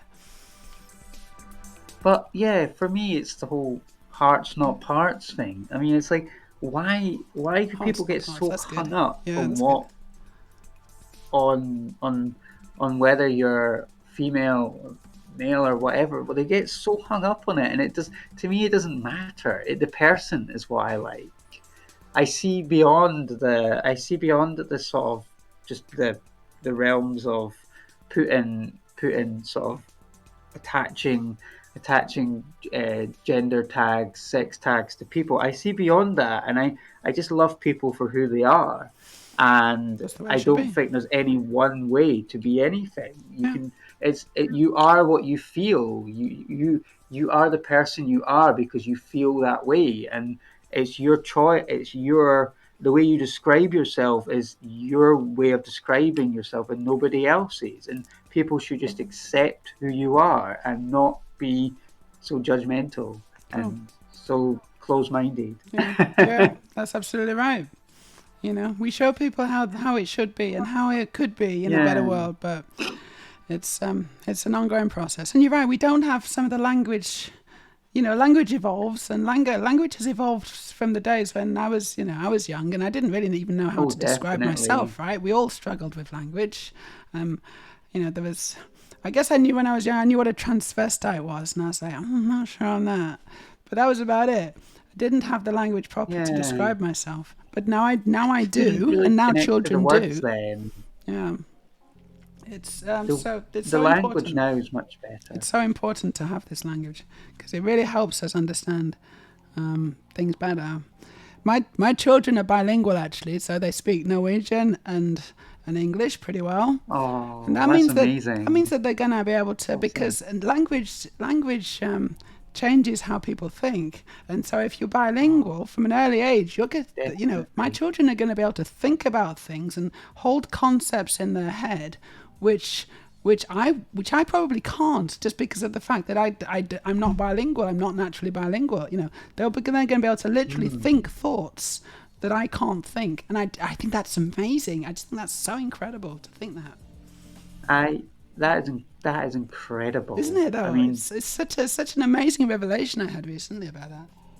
it's so good, and it's like even just being able to be even just s- sort of semi sort of quite functional in German too. Okay, yeah, That it helps me, helps. Yeah. and I keep wanting to get better at it too. Like it's why I want to go over to Germany again, so I can just test it out. Learn the And language. yeah, so it's but yeah, even just being able to read a lot of German and stuff really helps me, and I because I want to just language is beautiful. All kinds of language, sign language too. It's so great. And Riley says, the first time I heard the term gender critical, I thought it was pro-trans because it was being critical about how society views gender. That's sort of interesting, isn't it? actually. It's kind of an interesting comment, actually. And I can see why you think that, because it could go either way, couldn't it? Trans people ourselves sort of hold a mirror up to how gender works and show that it should. We kind of show the gaps as well. There's bits here that aren't quite gluing together properly, guys. Maybe we can do better than this. Whereas gender criticals, it's just a euphemism for transphobe. Like, that's what they've done. So it's just a rebranding of transphobe. Saying yes, I'm a transphobe is not particularly.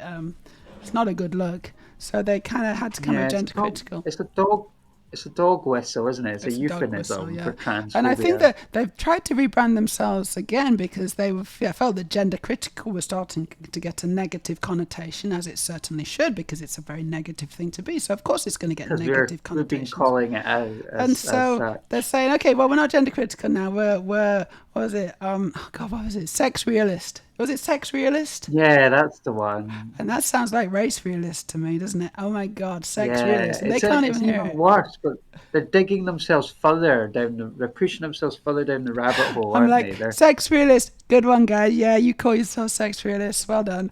Yeah. They're just outing themselves as hateful even more than they were before. Yeah, it's funny. Good afternoon, Apple fan. How are you? Yeah. Hello, good afternoon. Nice to We should not neglect our chatters. I feel like we've neglected our chatters a little bit. It's been a really good conversation. We've hi touched everyone. a lot of points, but hi John. People are talking to us as well, I guess. Riley. No, not Riley. Sorry. Story says that caught my sister out hard. What? The whole gender critical thing. Your sister kind of thought the same thing, right? So she thought that gender criticals were pro-trans. Is that what you're saying, Storage? It does catch you off guard, doesn't it? It just does throw you off a bit, the term. Aurelia says that the language thing, by the way, so the fact that bilingual helps think about things better, it compounds the more languages you learn through life. So if you learn 3 or 4 languages, you can have, you can think amazing thoughts that you wouldn't have been able to do or would have been very difficult to do if you were just limited to the one language, like your native language or something. Isn't that interesting? I think that's so interesting. Yeah, like the term Schadenfreude. That there's just not a word for that. What's that mean? In English, or Zeitgeist, which Zeitgeist is a good one. But we don't, Zeitgeist is. We don't really have words that are exactly like that. Or ennui. We can just use them though. We can use ennui and Zeitgeist and things like that. That's it's helpful to be able to just use them and not try and translate them into clumsy English. Yeah, they're good words because they describe feelings and whatnot that we don't really have a specific single word for in English. It's a very good thing to have those shorthand kind of things, because I suppose if you were thinking about it, you could think about it, but it would take a bit longer and it would kind of, you'd lose your flow. Whereas if you just know Zeitgeist, you can carry on thinking fast. Storage says, my sister spent an uncomfortable afternoon explaining it to me, and I was like, well, at least on the internet, it means you hate trans people, and she was having none of it. Oh my God. So she was trying to defend the GC ideology, whilst also still thinking that it doesn't mean you hate trans people. That's a tricky line to toe, because it absolutely does mean you hate trans people. It's just you're just pretending you don't hate trans people and you're dressing up in a different language, but it absolutely means you hate trans people. They're trying, as I say to people, the gender critical are like wolves in sheep's clothing. They present themselves as being like these sort of kind of like holy saints of trying to protect the moral sanctity of people, but in reality they're just ferocious. They're just super nasty. John O'Neill says, I feel the same. This is about gender critical. It sounds like somebody who should be critical of the social norms that people are pushed into. Sadly not the case. No, they sometimes, so gender critics do sometimes try to say, oh no, just wear what you like, express yourself however you want. And they say that, but then in reality, if anyone is gender non-conforming, if they see a picture of a guy wearing a skirt or something, they will rip them to shreds for breaking gender norms. They will rip them to shreds, and so they will say one thing, but what they actually believe is an entirely different matter. Pavel Siobhan says, for some reason I thought Sophie was talking to me as I heard my dead name. Oh shit. I don't know. I don't know your dead name. I don't know. I don't want to know it. We don't need to know anyone's dead names unless you really want to tell us. It's fine. Yeah, I don't know it, and I don't ever want to know anyone's. As far as I know, you've always been Siobhan, and you always will be to me. Errol says, so what we're saying is that most Dutch people are great thinkers because Dutch people have 2 languages. Do they have 2 languages? They have Dutch, and then what else? Do they have Belgium? No. They have I don't know. I know Dutch. It's a very sort of Germanic language. Yeah. I thought Dutch was just Dutch. What are you talking about? Alright, it says, I don't know the exact definition. Weltschmerz is world agony. Basically the concept of the world not living up to how you think it could or should be. Weltschmerz. What a great word. That's a good one. I like that one. Nice one.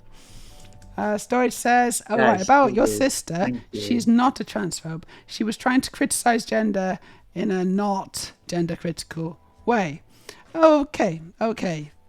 But she was behind the times on the lingo. I see what you mean, yeah. She needs to realise that. Big mistake. Gosh, how many accidental gender criticals are there? That trap too.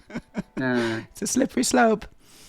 Kjæreste is a good one, Aaron. Kjæreste in Norwegian is a colloquial term for your significant other love interest. So it's like non-gendered. Oh, that's sweet. Just lovely. Kjæresten min. It's a good one. I like kjæreste.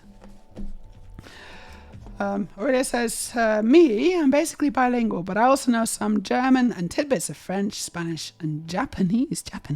Impressive. Ooh, fantastic! Such a good plethora there. Kjæreste. Okay, so is that a different spelling or is that the same spelling? It's in Danish. I'm just looking at it, and it is a slightly different spelling in Danish. You don't have the J in there, but it's basically the same thing. Kjæreste. I don't know. Yeah, it's a Scandinavian thing. Okay, so Errol says no. In the Netherlands, they learn at least 4 languages in school. They learn Dutch, English, French, and German. Oh, that's impressive. Oh my god! And then Belgian as a side subject. No way. That's quite impressive, isn't it? For so many languages. I would have struggled, I think. Oh. Right. Anyway, this has been... Oh, something just fell over. This has been really nice, Sophie. I've had a great time. I really enjoyed chatting to you.